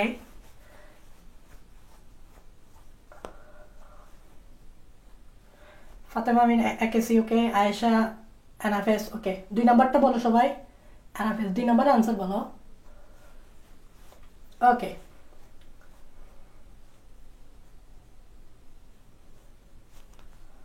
আর 2 নাম্বারের আনসারটা কি হইতে পারে? মেটাফেস, হ্যাঁ, গুড। 2 নাম্বারের আনসার হচ্ছে মেটাফেস, ওকে। পুরো মেটাফেস হবে ভাইয়া। আচ্ছা সরি, 2 নাম্বারে মেটাফেস কে বলছে? এটা তো প্রো মেটাফেস হবে। আচ্ছা যাওয়ার আগে এটার আনসার দিয়ে দিই। দেখো, যাওয়ার আগে হলো আনসার দিয়ে দিই। মাইটোসিস কোন পর্যায়ে? একটু আগে এই প্রশ্নটার মানে আমি তোমাদেরকে ভালোভাবে বুঝাইছিলাম, এটার আনসার সবসময় অ্যানাফেস। নতুন নতুন ক্রোমোজোম তুমি অ্যানাফেসেই পাবা, আর কোথাও পাবা না। মনে রাখার ট্রিক বলি, অপত্য মানে নতুন ক্রোমোজোম, আর নতুন ক্রোমোজোম সবসময় তুমি অ্যানাফেসেই পাবা, বুঝা গেছে? মাইটোসিসে কোন দশা? তুমি ভালোভাবে এই বিলুপ্তি ঘটে কথাটা ফোকাস দাও। বিলুপ্তি ঘটেটা তুমি যদি দেখো, আমি ডাইরেক্ট লিখে দিছি, কোন দশা লিখে দিছি দেখো ভাইয়া, এটা প্রোমেটাফেসে লিখে দিছি আমি। তাহলে 2 নাম্বারটা আনসার হবে এখানে আমি অপশন দিই নাই না, এটা তো আমারই ভুল, এখানে প্রোমেটাফেস দাও। এখানে তো ভাই অপশনই দিই নেই, তো তোমরা আনসার করবা কীভাবে? প্রোমেটাফেস। তাহলে 2 নাম্বারের ক্ষেত্রে এটার আনসার হবে প্রোমেটাফেস। বা এখানে লিখে দিই, হ্যাঁ, এটার আনসার কী হবে? এটার আনসার হবে প্রোমেটাফেস। দেখছো এখন তোমরা কনফিউজ হচ্ছ না যে বিলুপ্ত নিয়ে যখন প্রশ্ন আসবে, দেখছো এখন তোমরা কনফিউজ হচ্ছ না কারণ তোমরা আলাদা আলাদাভাবে মনে রাখছো বা ওভাবে সেট করে রাখছো। সো সেট করে রাখবা, কনফিউশন ক্লিয়ার করবা, যত ক্লিয়ার করবা এখানে তত তুমি পরীক্ষা ভালো করবা। তো সেই পর্যন্ত সবাই সুস্থ থাকো, আল্লাহ হাফেজ।